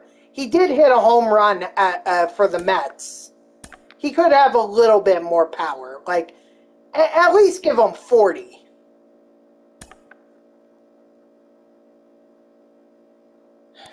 And then as for the quirks, Night Player, Outlier 1. He is Outlier 1. Jesus Christ. Yeah, exact. Okay, so he's actually gone under 500K since I last checked, but wait, you could get him in the GOAT collection? Hold on. Hold on. What does that mean? Where can you get in the 50 pack? So I'm about halfway to the 50 packs, but I thought it was 75. Oh no, it is the 50 pack. So if I can get to 12, then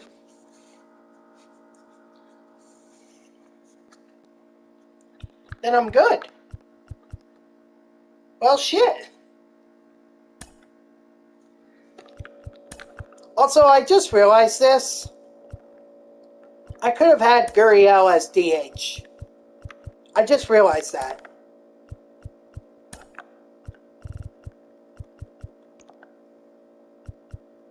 Yeah, so Randall Gerchik needs to be in there. Because the sooner that I do these stats, the better off I am. Oh, are you kidding me? I had Taylor Ward on the bench. Really? God damn it. I knew I was missing something. Oh, wait, wasn't... Yeah, Taylor Ward... Frick! So I have literally been missing out on a player because they were on my bench. Wow. Now I just feel stupid.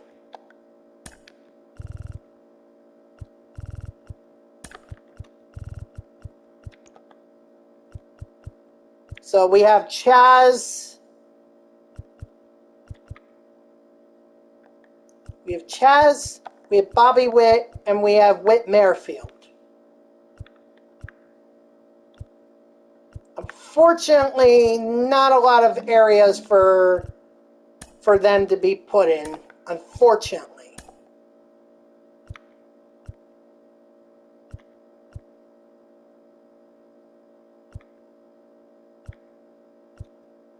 Although now I can put Joel Payampa, this guy, I can put him in my bullpen now.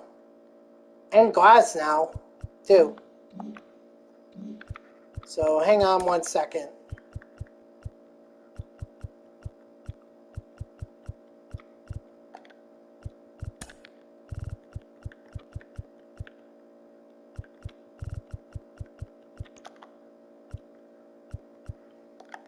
There we go.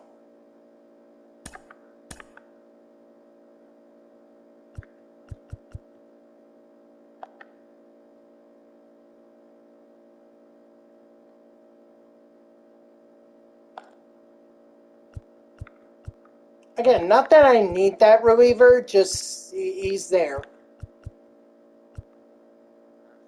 All right, let me see what else can I do here. I think I need to take out Acuna. I really cannot afford to be wasting positions like that. Can Chaz play right? He has low vision. I don't know if I want him. Taylor Ward is not exactly any better. Neither is Whit Merrifield, even though he can play outfield. And then Bobby Witt can. Alright, well, shit. They're both better against lefties. Alright, let's put Acuna on the bench.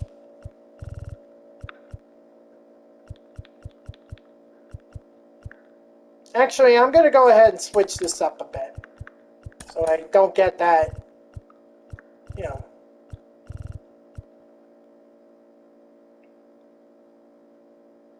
Let's see. Righty, lefty, righty, lefty, righty, lefty, righty, lefty, righty. Good. Alright, who should be the next one? I guess we'll try... Oh, I don't know about Glass now. The home run rating just scares me.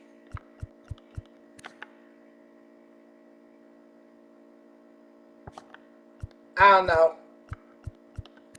What about Mats? What am I playing? I'm finishing up on the monthly awards grind. Actually, maybe I'll do Mats. That'll be interesting, doing Mats.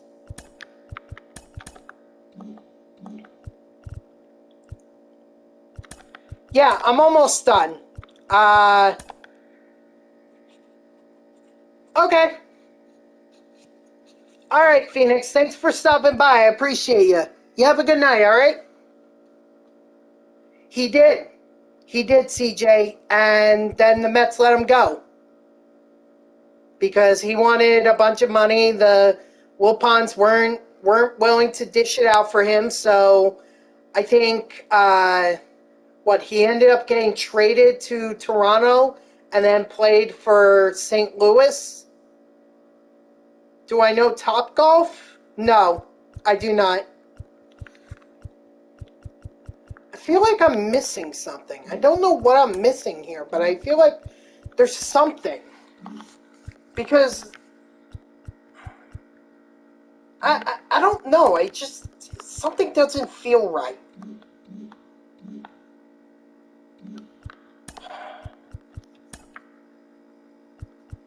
It shouldn't have required all the missions to be able to get it done.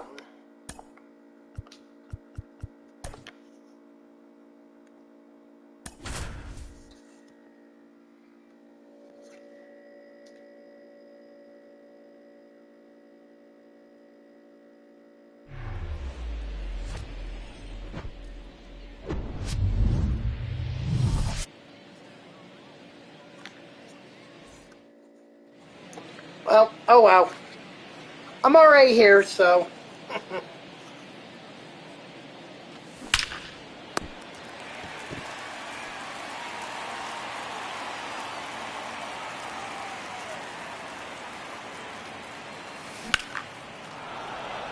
That boy Duran.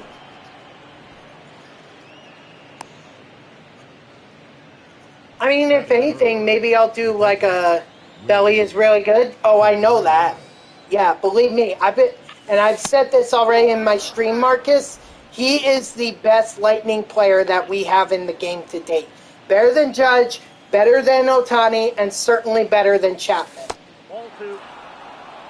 It's just such a shame because I don't think they're going to be able to top Bellinger. Or I don't know how they're going to top Bellinger. Do I normally stream on Saturdays? No.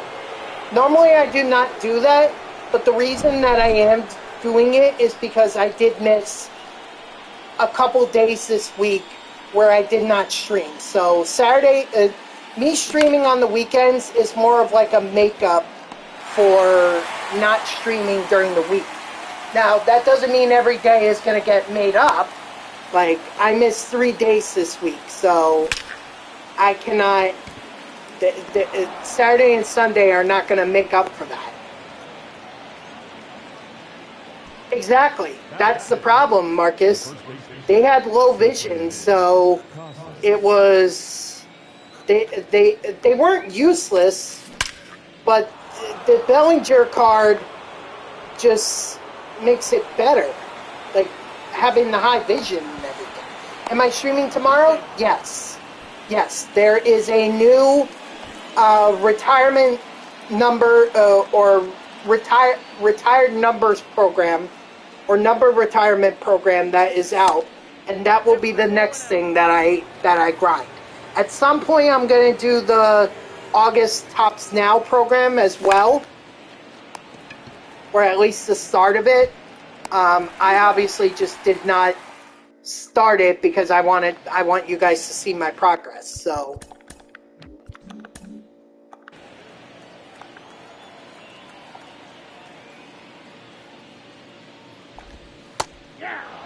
So there is a lot of offline stuff that I haven't grinded that I believe me, I'm not losing. I'm not going to lose content. I'm not going to have nothing to do in stream. That's a promise. Yes, that is the number retirement program that I was discussing. That once I finish up the July program, I will do that program next. Don't forget, I also have the Extreme program to go through as well. So that's in the works as well. You're almost done with the Extreme program? Good for you. Good for you. I am struggling with it. Like, you know, I know I can just do a conquest map and that would get me that would get me the saves that I need with Wagner. You have the Braves in the... 1 ball, 2 strikes. That's the only thing you need to do? Wait, how come you didn't just get that done the first time? Or are you saying that's where you're at in the conquest map? I'm sorry, maybe I'm misinterpreting your words here.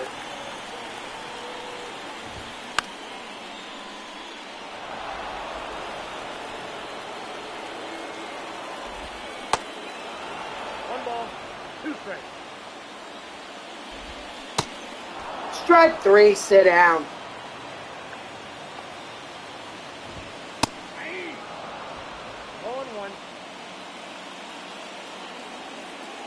Because I can tell you, doing the Conquest map, I just did it a little while ago. And honestly, the hardest part is just getting through the NL West. Once you get through them, then it's rather smooth sailing. Because they give you 18 million, I only have to have the Braves to play. Okay, so you didn't complete that objective when you went through the Conquest map the first time. So now you're doing it again to be able to complete that that objective. And welcome back, Landon.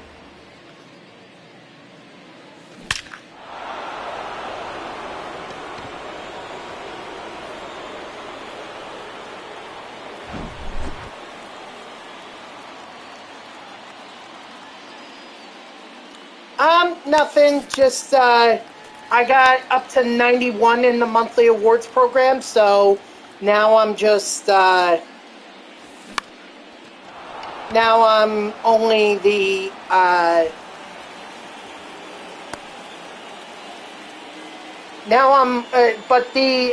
but the missions that I have left are the quality start mission, which I only need one more, but that still only gets me 5. The other one is doing the 5,000 XP with monthly awards players. Honestly, if that had been completed first, I would have had it. I wouldn't have had to do all the missions. So, but now I do.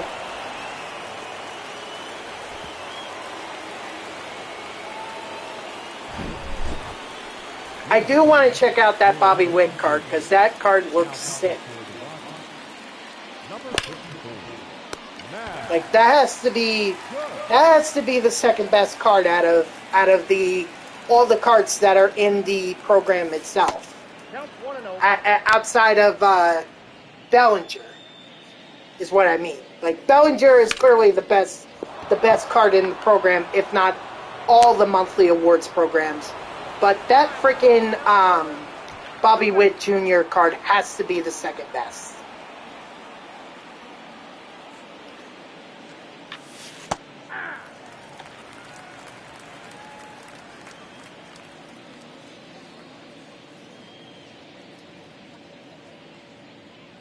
Because I look at the pictures, and I can tell you that those pictures scare the living hell out of me. Some of their ratings are so low that I wouldn't even use them. And honestly, I'm even surprised I'm using Matt's right now.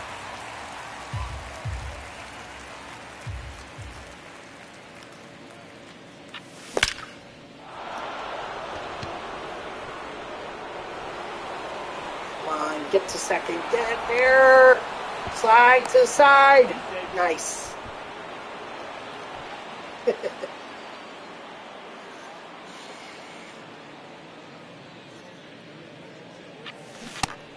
Ooh, that was ugly. Yeah.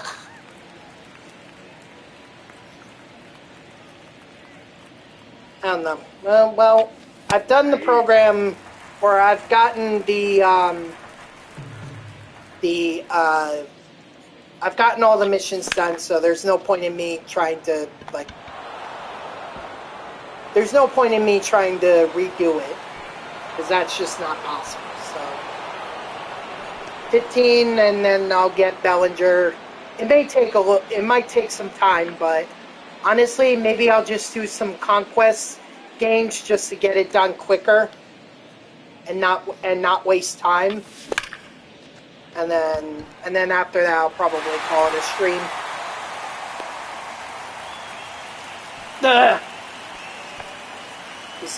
These 9-inning games take a while. Like, you're talking about, you've been grinding co-op this week? Nice. Yeah, honestly, I looked at the ranked seasons rewards and gotta finish the event first. Look, I'll be honest. Tommy and Matthews are not exactly the rewards that I thought they would be. But Tommy clearly has no vision. He has no fielding ability. So at best, he's a DH. And Eddie, I mean, he's a little bit better, but still, I'm not wooed by them. If anything, I think the Michael Young card, that might be worth grinding, but that's 12 wins if you could get there. And believe me, I've had struggles just getting to 25 wins. I don't know how the hell I expect to get 12 wins in the event.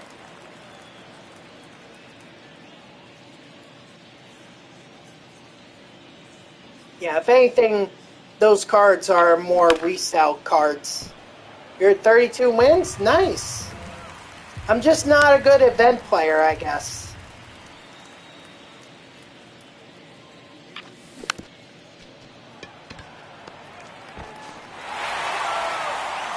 Well, that stinks. I would...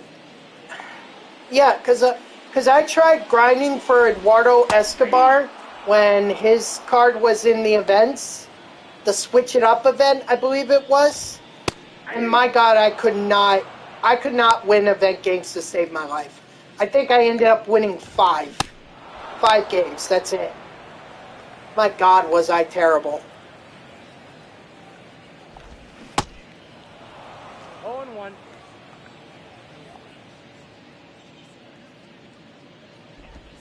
Hey!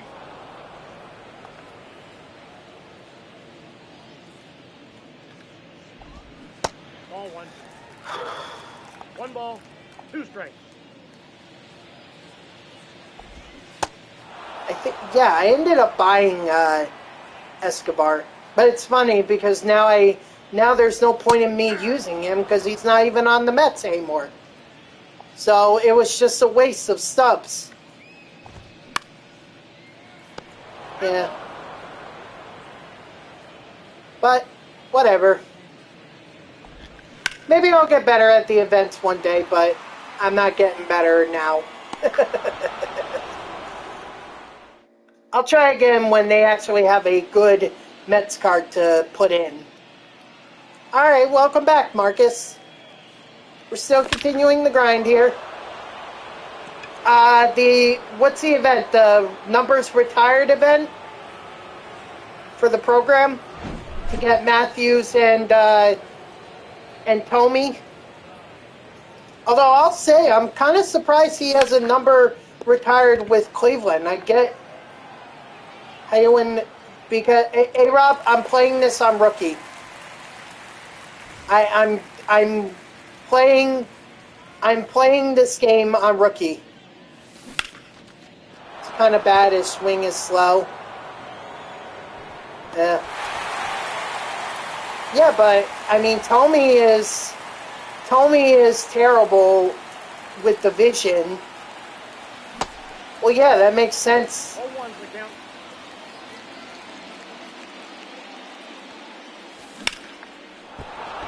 Tomey is terrible with the vision, and Matthews, he's better, but still not a card worth grinding.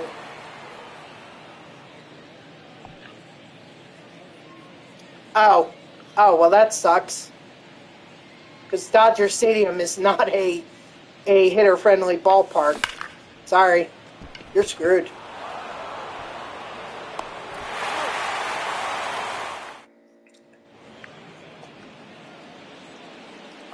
Anyway, you were saying Marcus, when I did the showdown.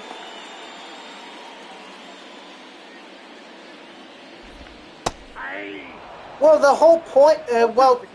Here's the thing, Marcus. The whole event thing. That's Fernando Valenzuela, who is a Dodger. So it makes sense that they locked it in at Dodger Stadium. Just like, what was it, the Extreme event? That was locked in at Polo Grounds, if I'm not mistaken.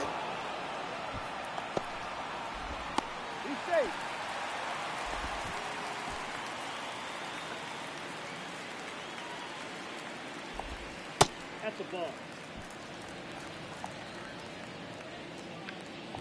I probably should have grinded that event, but again, I don't think I would have been able to.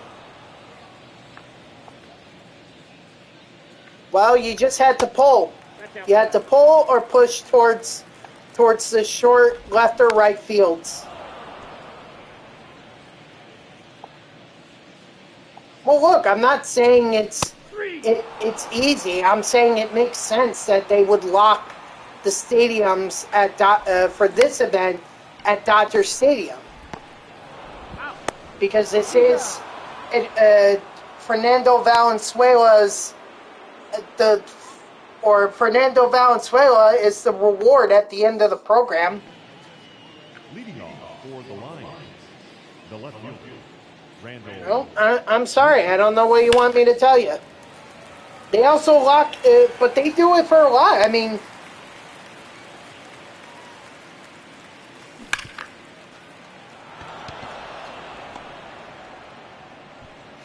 well, that's why you grind the game offline. You grind it offline, you get the good cards, and then you go online, and hopefully you can do something. That's how I did the World Baseball Classic event. You know, because I went in with a bare lineup and I got absolutely destroyed. So I grinded the World Baseball Classic program, and that's how I was able to get better and get to 25 wins for Pete Alonso. Or, I'm sorry, 20 wins for Pete Alonso, 25 for Mookie Betts.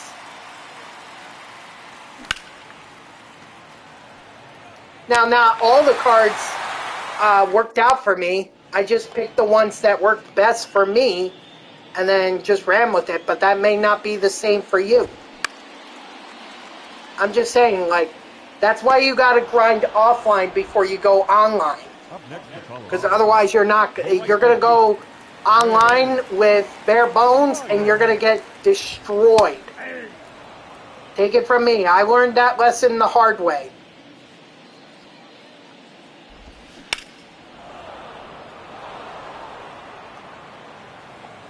Probably those players that I went up against in that event probably saw my lineup and were just licking their chops. They're like, oh my God, this is going to be an easy win. What do I think of Frank the Tank? Right now he has, I'm about at the same point that he has been all season with the Mets. So I certainly buy his frustrations because they are well justified. They are very, very well justified. 0-1. Now, unfortunately, he's going to be doing a lot of that, especially for the rest of this year and for next year.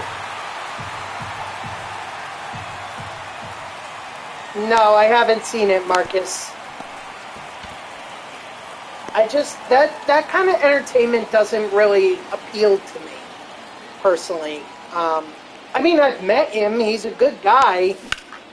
But in terms of, you know,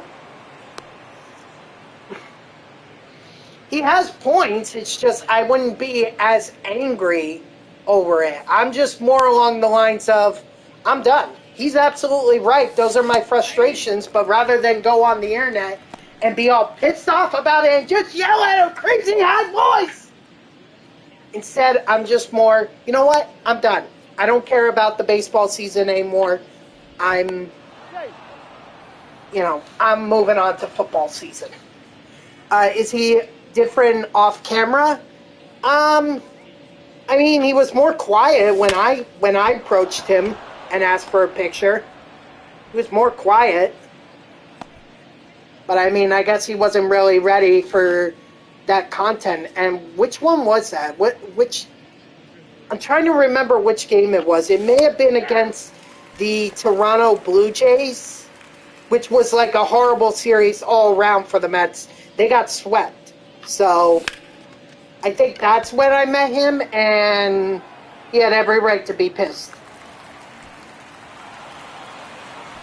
No, he hasn't been right. He hasn't been justified in being pissed all season. Like, you know, the Mets in April and May were actually good. Before they got to June, they were actually leading the division. They were doing fine. I mean, Verlander wasn't living up to his expectations, but, you know, other than that, the Mets were holding their own. And, you know, he started screaming at the Guardians-Mets game that I was at. I got the Lindor bobblehead from it, and I didn't see why he needed to do that. I thought they were just fine. They swept the Guardians, actually. That was probably the highlight of their season, sweeping the Guardians. And then the series before, they just took 2 out of 3 against the Tampa Bay Rays, who were red hot at that time. So that was probably the highlight of their season. That's when he got pissed at that. That's where I was kind of like, all right, calm down, dude. Let's enjoy the fact that overall they got the win. Nowadays, no, he is definitely justified because they are losing. They put up AAA lineups, or they put in AAA talent in the majors against the Atlanta Braves, who are eating the MLB up. And yeah, I'm not surprised that what ends up happening is a 21-3 score, a football score. A football score. And yet they did it in baseball. Copped you some Jordans? What kind of Jordans? The classics or more modern? Like 21 or 22 Jordans. I'm not really much of a shoe guy, so I just never understood the appeal of them. More modern? Okay. I know the 90s ones, the 80s and 90s ones, those can fetch a pretty penny. But the more modern ones, they're expensive, and kids play in them and everything and pretty much lose their value. So, again, I'm not a shoe guy. I really don't care, because to me, the only thing that matters when it comes to shoes is, am I comfortable when I'm at the gym or when I'm walking in them? If the answer is yes, then those are good in my book.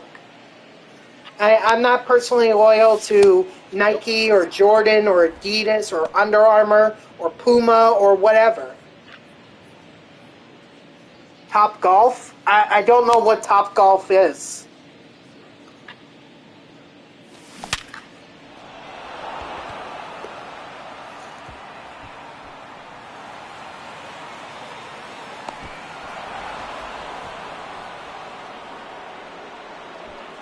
This might be a game where I don't get as much XP as I did in the first 2 games that I played. But that's why I said I'm probably gonna have to do some conquest games so that I can make up that difference.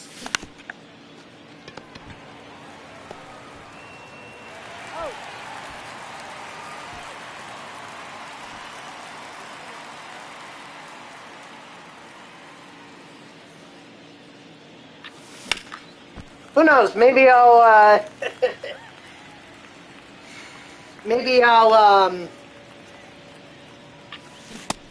do the Hall of Fame or the Extreme Conquest map again. That ought to be fun. Wow, that was just ugly on my part.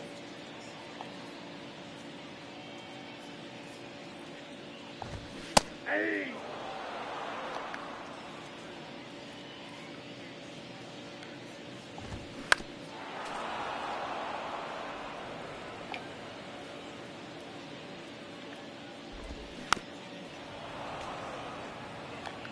Well, I just need one more good inning out of Steven Matz to get the quality start mission done. But again, that really does nothing because the XP one is more, that would get it done much quicker. But again, I'm at the point of the map or the point of the program now where doing everything, the collection, the moments, the stat missions and everything, it just wasn't enough. Which is odd, because then what was the whole point? I might as one of those. Maybe I skip a few moments or whatever. I don't know. It just seemed like I could have gotten this done in more ways than just doing moments or whatever. No, not at all. I'm mad at them. I'm mad at them that they didn't make it work. If you want to be happy about the Mets, basically failing to buy their way to a championship, doesn't bother me. I mean, after all, I watched my Brooklyn Nets try to buy their way to a championship with Irving, Durant, and Harden, and it failed miserably. It failed. So I'm used to it at this point. It's like, I'm annoyed that the Nets and the Mets thought they could be the New York Yankees, and they couldn't. Only the Rams are successful. Well, even the Rams had their.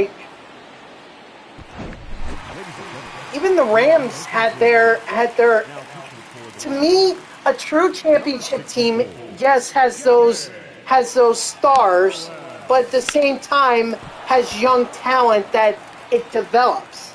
Like the Rams had their own rookies and everything, their own homegrown players before they went out and got Matthew Stafford.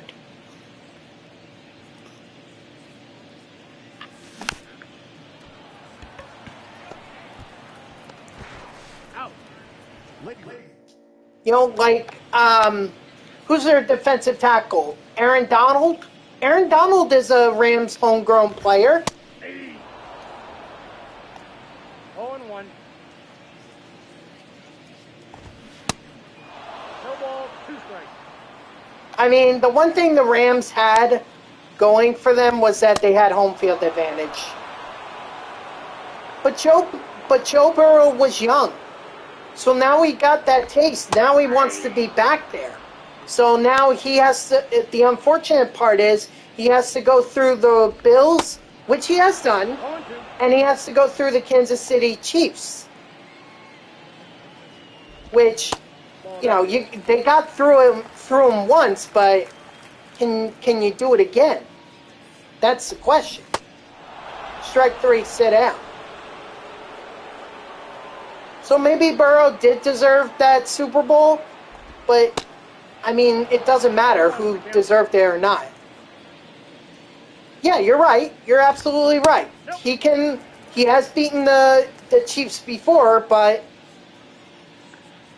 he didn't do it this time. And the Chiefs went all the way to won the Super Bowl. So I don't know what you want me to tell you. They got it. And the Bengals did not.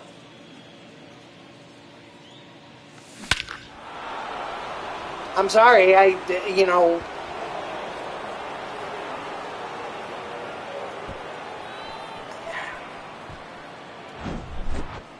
mean, but I could also make the argument that Matthew Stafford deserved it as well. Think about all the times that Matthew Stafford was on those terrible Lions teams. Finally goes to a team that is competitive and finally wins a Super Bowl. He deserved it.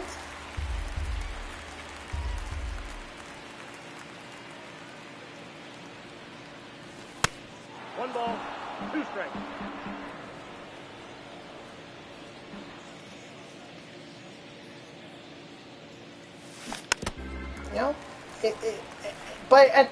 But in my opinion, it doesn't matter who deserved it. At the end of the day, one team is going to be hoisting the Lombardi Trophy, and one team is going to sulk in defeat. And that's it. That's the reality. Eagles probably deserved to win that game against the Chiefs, but they didn't.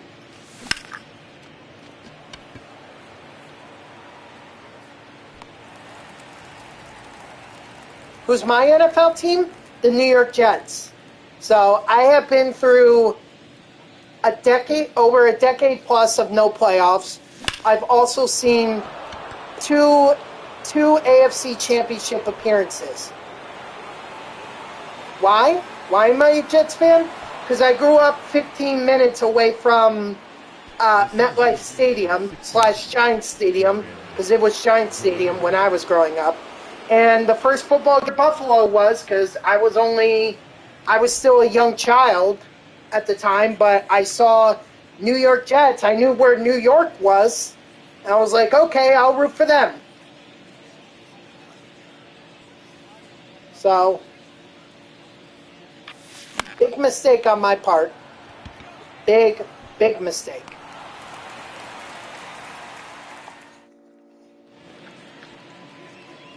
You know, I can also sit here and argue that the Jets deserve to be in the Super Bowl in 2011 against the Green Bay Packers. And then I could also argue that the Jets should have won that Super Bowl over the Packers. But the reality is that they didn't. That didn't happen. The Steelers beat them, and the Steelers lost to the Packers. Plain and simple. You're a Sauce guy? Makes sense. He's from the University of Cincinnati. So, yeah, listen, Sauce, I love that he is, in my opinion, the next Darrelle Revis. And I believe that 100% in my heart. Obviously, he got off to a great start against by winning Rookie of the Year. Honestly, I don't think there was any doubt that he was going to win it.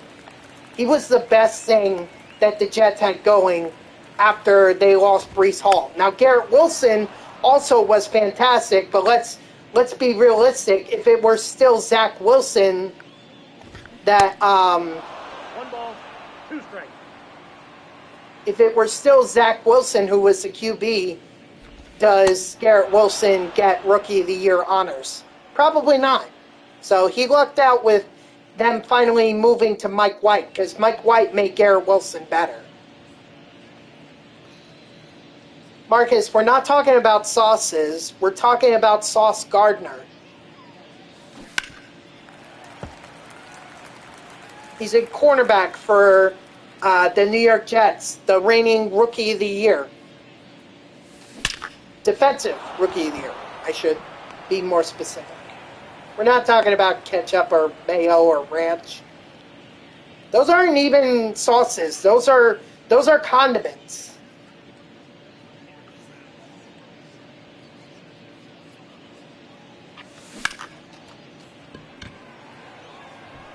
Slay better? You're talking about Darius Slay?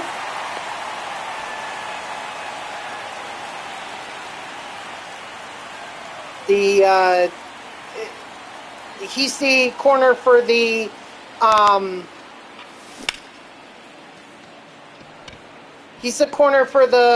Lions, right?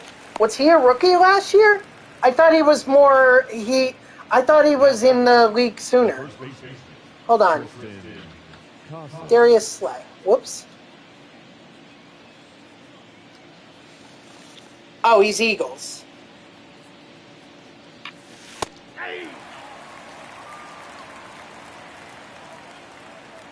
I mean, he wasn't winning.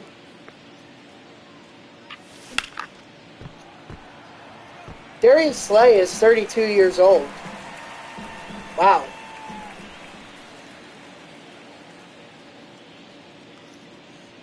Well, what about him? That's a ball. 1 ball, 2 strikes. You're saying Darius Slay is better than Sauce Gardner? I mean, he may have more experience, but in my opinion,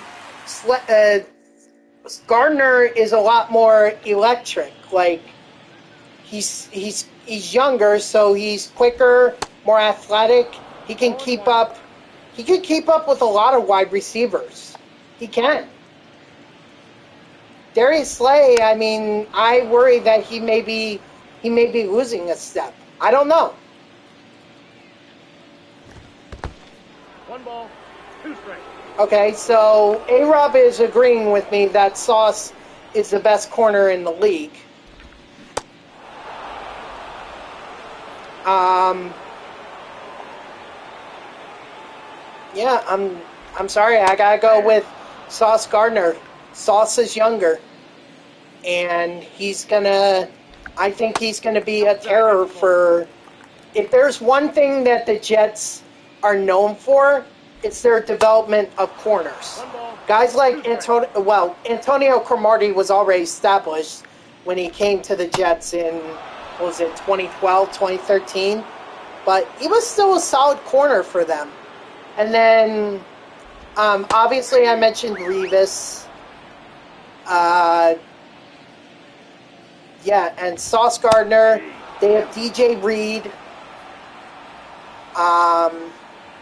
Who's their other young corner? I'm blanking on his name.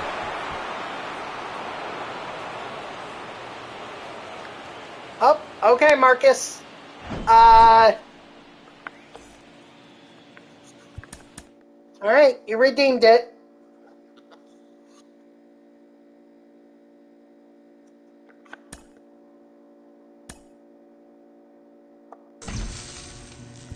Yeah, I didn't think it would be enough to get me.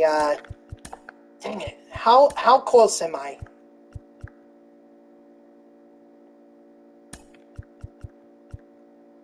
Son of a bitch! I'm only a few hundred off. Come on. All right, Marcus. Do I have you as a friend on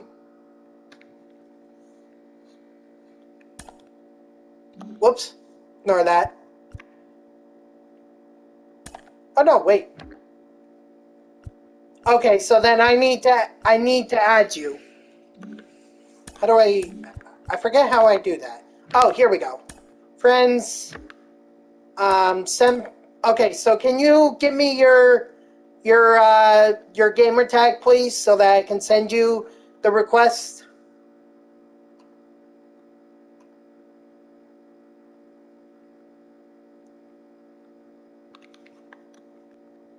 Okay. Whoops.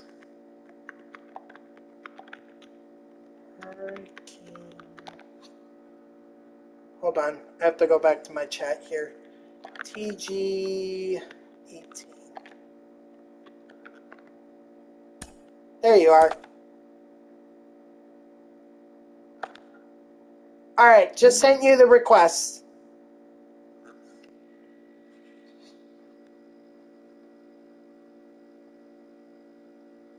Let me know when you accept it, and then I'll let you decide if do you want to send me the invite, or would you rather me send you the invite? Totally up to you. I can assure you I'm not doing the co-op with these. Well, first of all, I should have asked if you wanted a one-on-one or a co-op game. That's up to you. I'm sorry.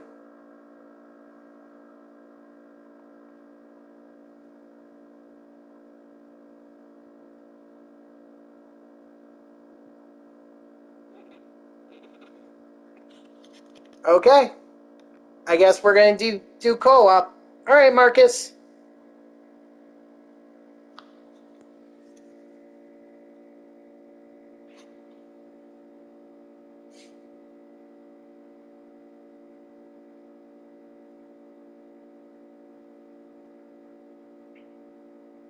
Yeah, Marcus redeemed it, Landon. So we're doing it. All right. Let's see. Need Ruth. Need Ellie. And we need Jock. All right. Thanks, Landon. And then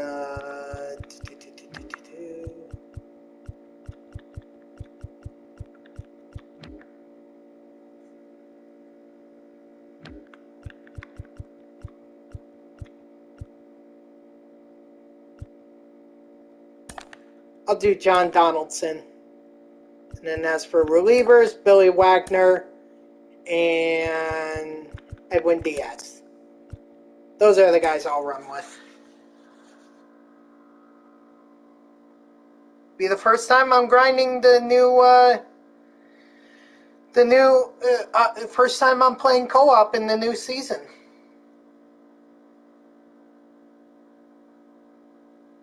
Corbin, huh? Oh boy.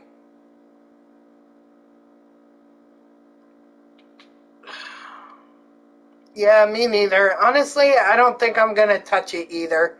The rewards are bleh. Other than, like, Devers, he's a DH. Devers is DH. Buxton, the vision. The vision is much better, but it still kind of worries me. You're almost at Fernando? Okay.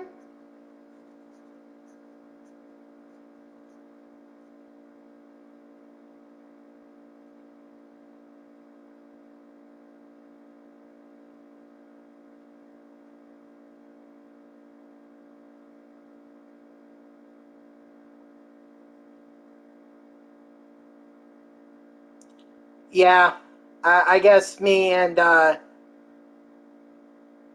guess we should have better coordinated on this. That's all right. It is what it is.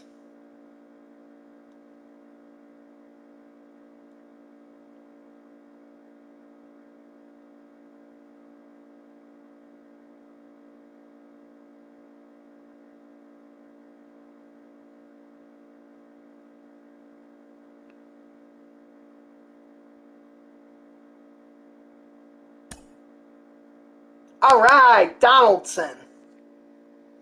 Love it. All right, let's do this.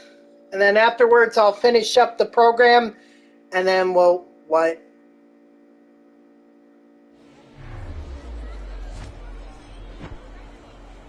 Are we going up against...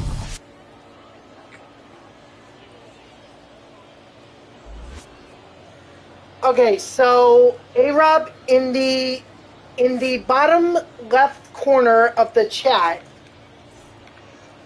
you should see a number with like a circle that has a bit of a dot on it. It's in the bottom left corner of the chat. Leading off for the bomb squad, the second baseman, Jace. Unfortunately, that is not enough to be able to redeem a co-op game against me.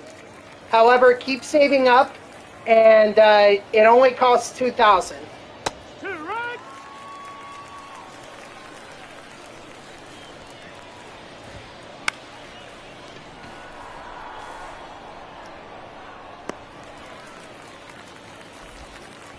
Yeah, so those are your channel rewards. If you click on them, it should bring up a, I have no honest to God idea. It should bring up a bunch of rewards. Ignore the couple that says, or the first few that are under 1,000, because I really don't care, or I don't do that stuff anyway. But the main ones are... The main ones are you can play against or with me in MLB The Show. Do a little praising or sucking up to Steve Cohen, although I kind of have a hard time doing that at the moment. And then why am I a Jets fan? That was more around the time that they were that they're struggling, and they may continue to struggle. So it's a rant on the Jets, essentially. And then finally, the big one is through a Southern accent, which, that's what I was talking to Phoenix about doing earlier this stream. Whoops. Who are we playing? Oh, I have no honest to God idea. I don't know, but I can tell you that, I mean, we should not underestimate them just because they put a bunch of bronzes. Okay, but I'm not going to underestimate them, A-Rob. They may have done this on purpose. I don't know. To make it seem like we're playing a bad team, but in reality, they're good players. Ball.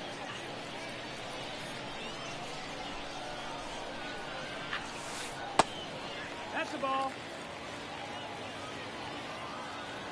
I don't know what, Marcus, what is your rating? What is your rating? Because I know I'm just below, I know that I am below,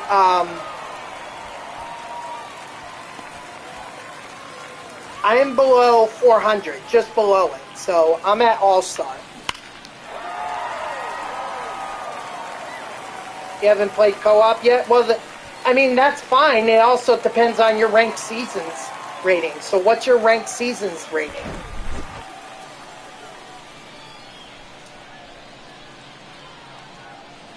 Yes, sir. That's the ball. Kyle Tucker. People have been praising him since he got introduced to the game. By that home run swing, I could see why. No idea? Ball. That's Have you down. played much of ranked seasons at all? Because that might explain why we're going up against guys that have bronze players on their teams. I don't know. We'll see the ratings as soon as we're back in the main. We're back in the main screen.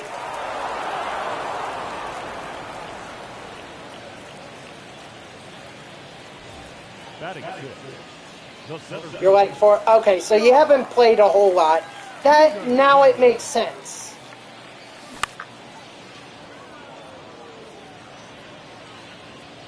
Now it makes sense because I don't think. I think we're going up against guys that haven't really played in ranked seasons yet or played much of the game. They probably just got into the game. Patrick Bailey.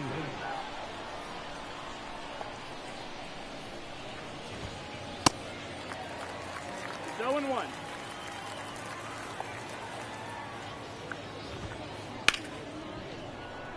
What's up, Grayson?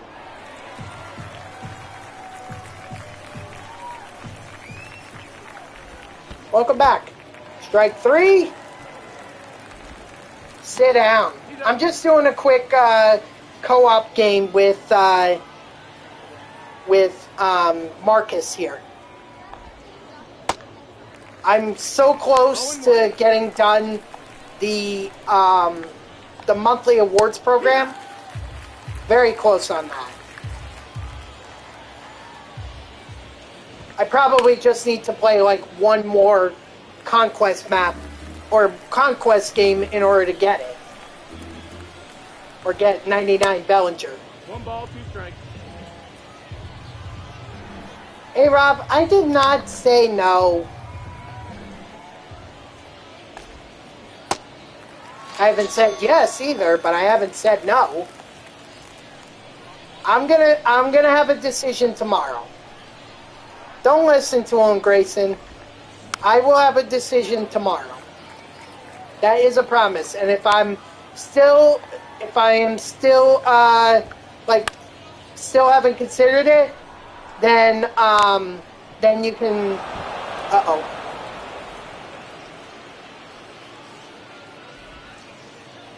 Go second.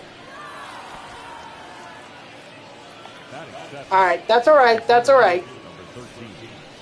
Joey Gallo. 0-1.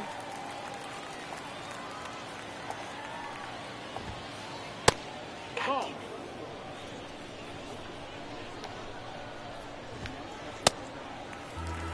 One and 2.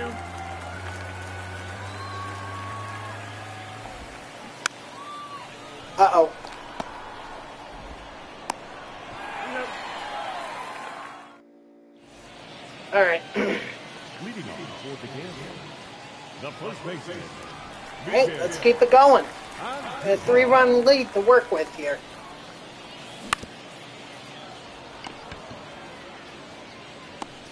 He's out. Batting eighth. Ooh, Yasmani. Yasmani. I don't know why, but I enjoy using this card online. It's such a good card. At least for me, personally. Ball.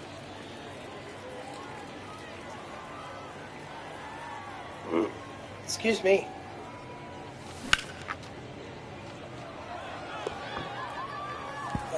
Should I try it? Nah.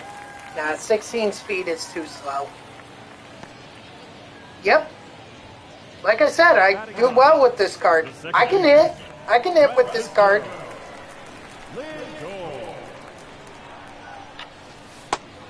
Ball. Yeah, unfortunately, 16 speed is just not good. 1-1.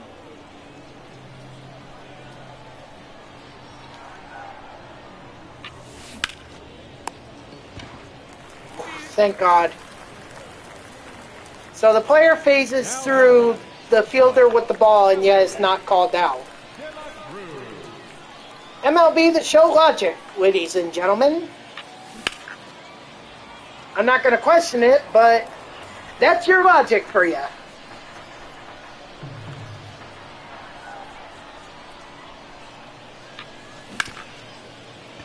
Ooh, all right.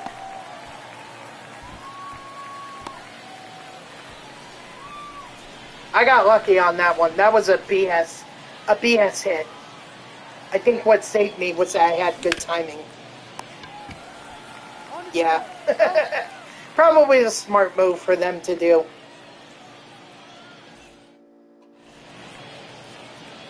Leading off for the bomb squad, the first baseman, Miguel and Duhon.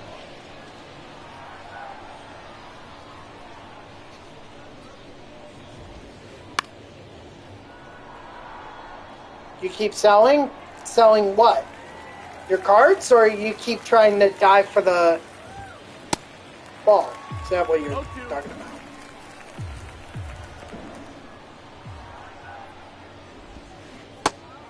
Strike 3, sit down.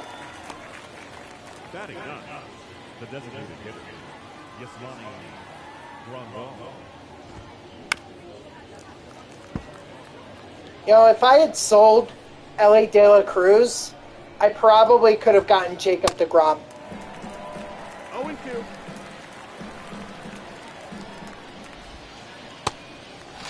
Although, in my opinion, I think strike 3, sit down. I think that cards that you get out of chase packs should not be considered set cards. They need to be considered core cards. So that you can use them year round, rather than, you know, that Otani card that I have from the Chase 1 or Chase Pack set Chase Pack 1. Like, I can't use that anymore. At least not in a lot of modes. So, like, that should be a core card. Ooh, got good wood on that one. Wayno? Who's Wayno? Now batting, right fielder, Kyle.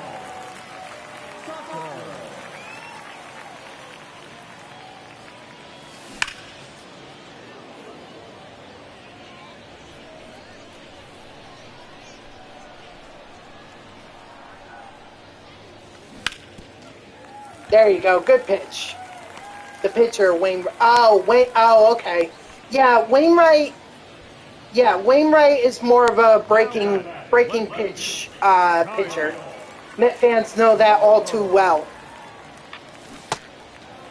0-1.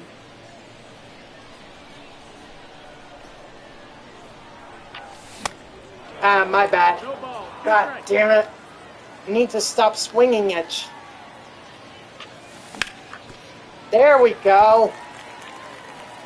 Although if I had left the PCI alone, maybe that could have been a home run.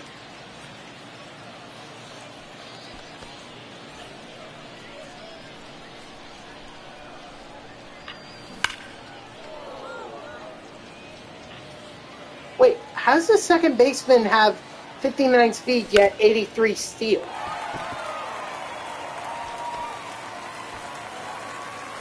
No, go back, go back, go back. I wasn't sending my guy to third. We're in a good spot. No reason to be risking runners here.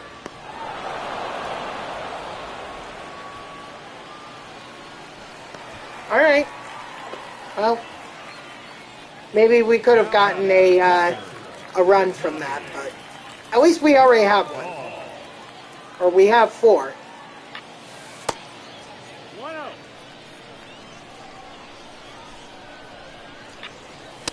Peacock.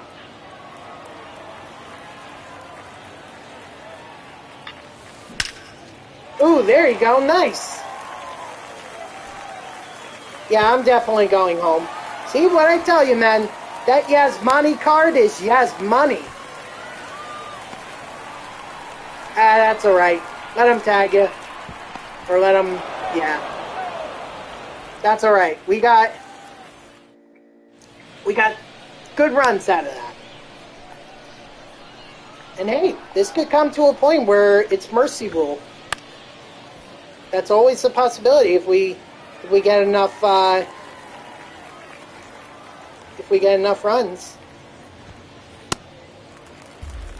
0-2.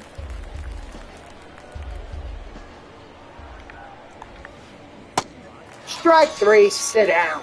That's what I love about this Donaldson card. Donaldson card. Sorry. John Donaldson, to be exact. Not Josh Donaldson, who just retired from... Or not... I'm sorry, not...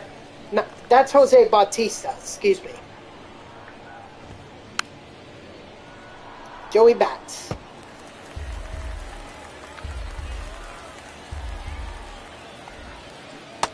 Strike 3. Sit down. The catcher, number 14, Patrick Bailey.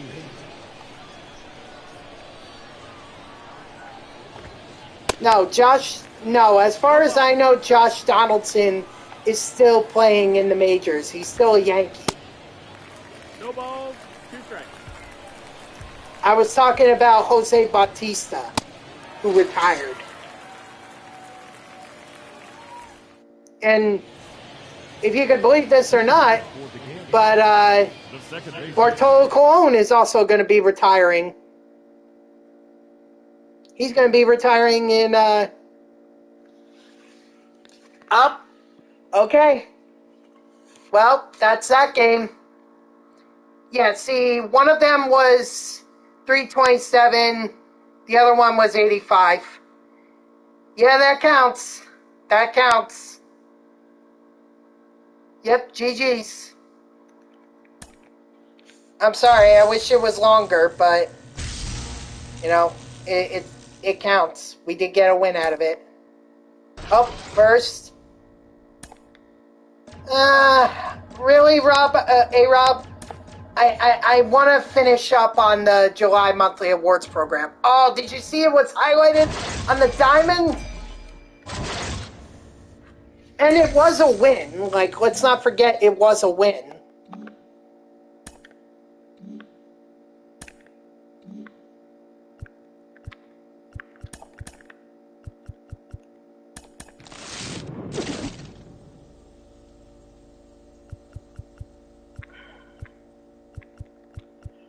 I'll tell you what, Marcus, because I think there's a cooldown period anyway. I think there's a cooldown period. So here's what I suggest. How about tomorrow, you and I, during the stream, it could be the first, when you first pop in here.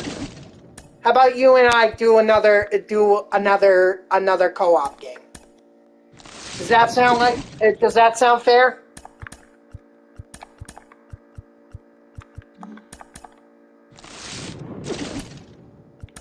I just really want to finish the, okay, then we'll do it again.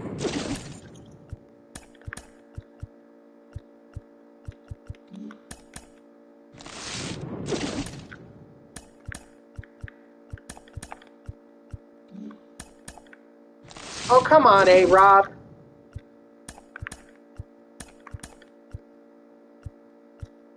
Yeah, of course. You redeemed it. Of course. That's how I'm fair with anyone. You redeem it, I'll play you.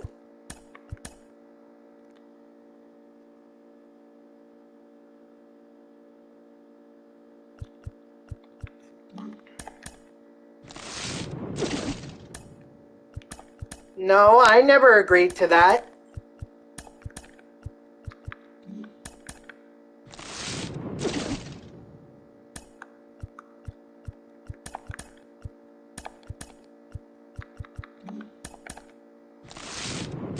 I know we had a freeze off. Yes, I'll agree with you on that, but that was a game.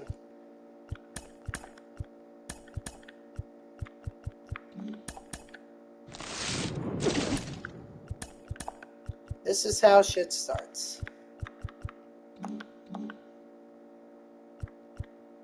Okay, that's fine. If you believe you can get Fernando Valenzuela, then go ahead and do that, and then we'll just do another, and then tomorrow, you can have them up and ready.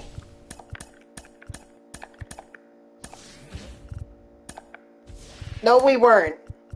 We were in like the 4th inning.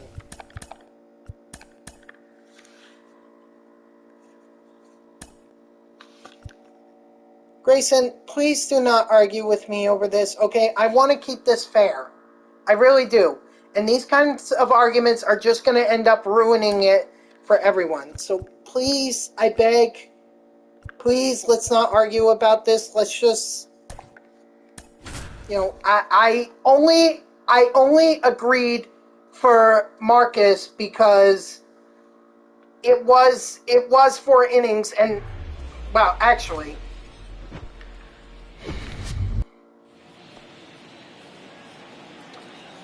yeah, Layla, that, and I was there too.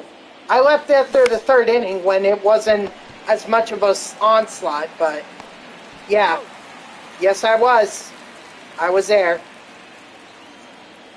I'm glad I left before the onslaught, before the slaughter happened, because, but you know what, Layla? I knew something like that would happen, or at the very least the Mets were going to get no hit when that happened. I think it had to be like 4-0, or it was 3-0 maybe. It was 3-0, and it was after the 3rd inning, because I was like, they're already being no hit. Why would I want to stick around and watch this garbage? Your Phillies are doing much better than my Mets are, so you've got that going for you guys, and we were supposed to be competitive this year.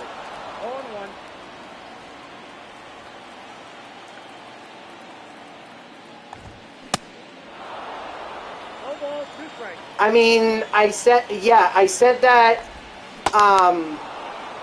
like, we'll try again when you have, I meant that, like, if you redeem it again.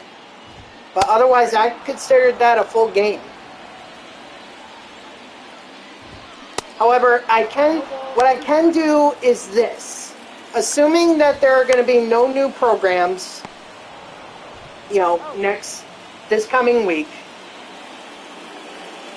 well, losing to a team like in a football score, there is shame in that, because that whole lineup, aside from Pete Alonso, Jeff McNeil, and Omar Narvaez, was a AAA lineup.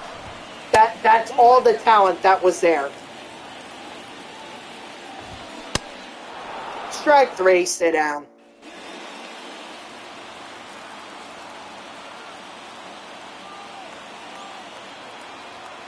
So, I'm honestly surprised I'm not surprised that they lost. I am surprised that they were annihilated.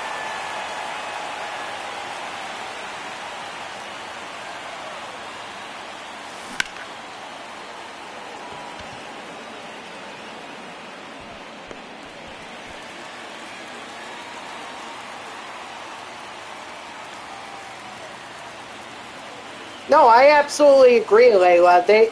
I said this at some of my coworkers. The Braves are the team to beat this year. They are last year's Houston Astros, plain and simple. Oh, the Braves. Absolutely. The Braves are much better. Far better. You know, what they do in the playoffs, we'll see, but the Braves right now are just on another level. He's out.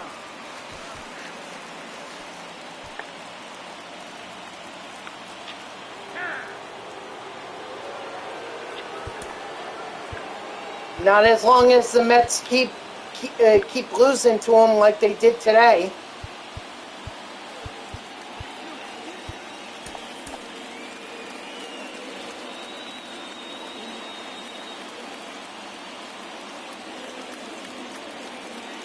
Oh yeah, he absolutely is. Maybe that's what he needed, was a change of scenery from LA, because there was so much pressure on him to be this elite hitter, and now he just had one of the best months ever for a player. So, like, I'm happy for him. I'm happy that he's finding that success that he couldn't find in Los Angeles after a while. So, like, Cody Bellinger, I'm glad is having a bounce back year. What's up, Marcus? Yeah, I felt like he needed a change of scenery.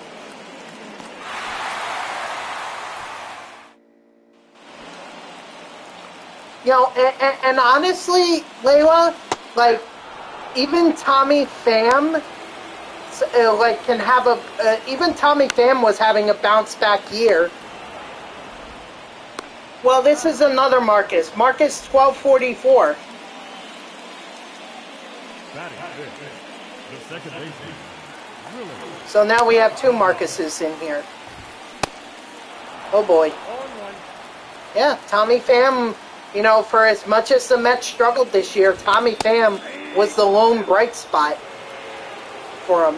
And he credits, you know, the Mets analytics department for really changing his career and getting him better. That's why they were able to flip him for something.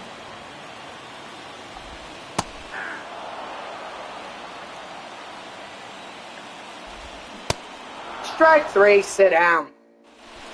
All right. Your attention, please. Now pitching for the Blues. Number 36. Right. Hopefully I can finally do something, because so far I haven't been able to do anything.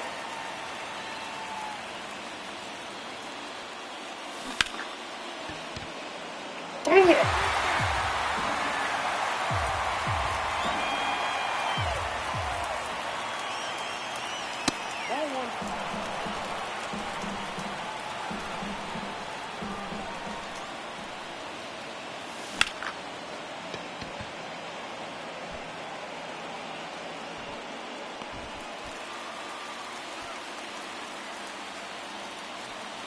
Batting up.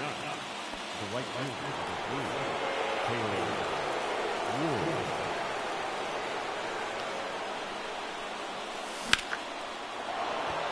Alright, at least we got a hit. Or at least there's something.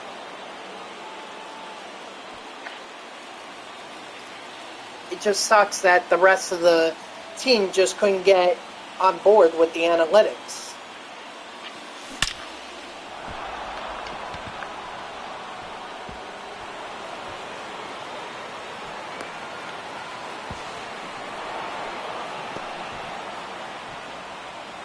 Maybe they would have won a few more games. Maybe they wouldn't have had to sell at the trade deadline.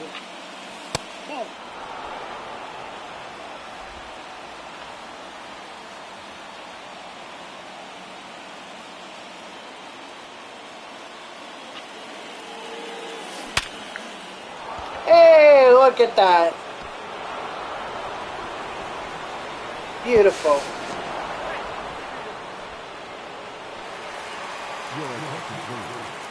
Now pitching for the Blues. Number 59. I got lucky on a On a ground ball hit, but I'll take it.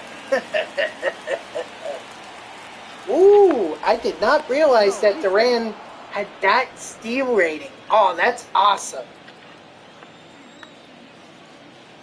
Yeah, I should be able to. I don't see why I can't. Assuming I get him. Let's see if I get him. Might take me a couple conquest games, but we'll see.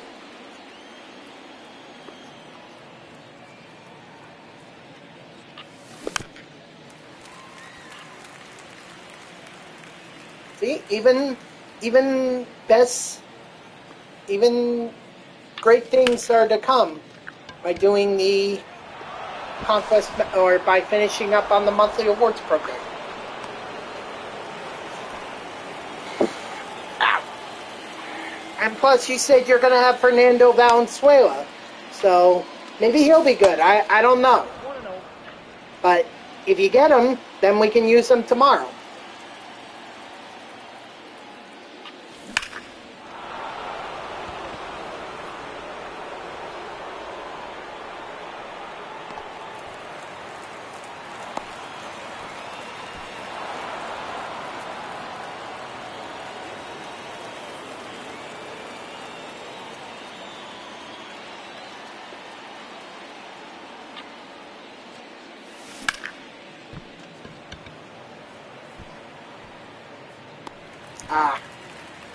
Dang. All right, give me Fairbanks. Let's finish this out.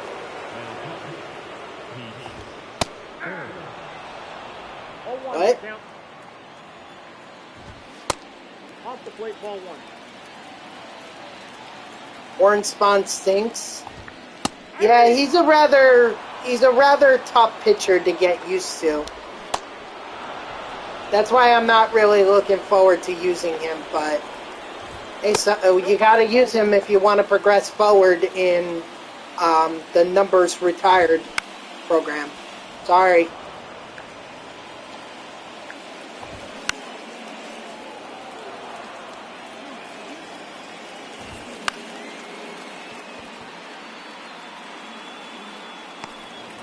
Okay, there's that one. Grayson, I don't understand what you mean by that.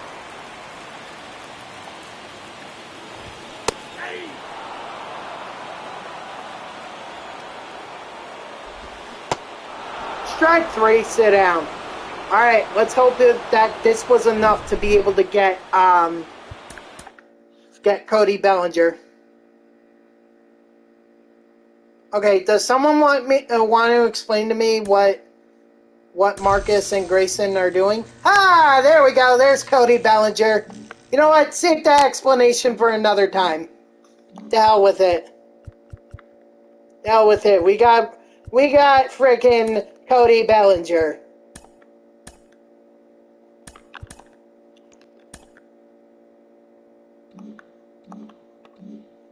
All right, guys. Well, that's going to do it for me, so thank you to everyone who tuned in.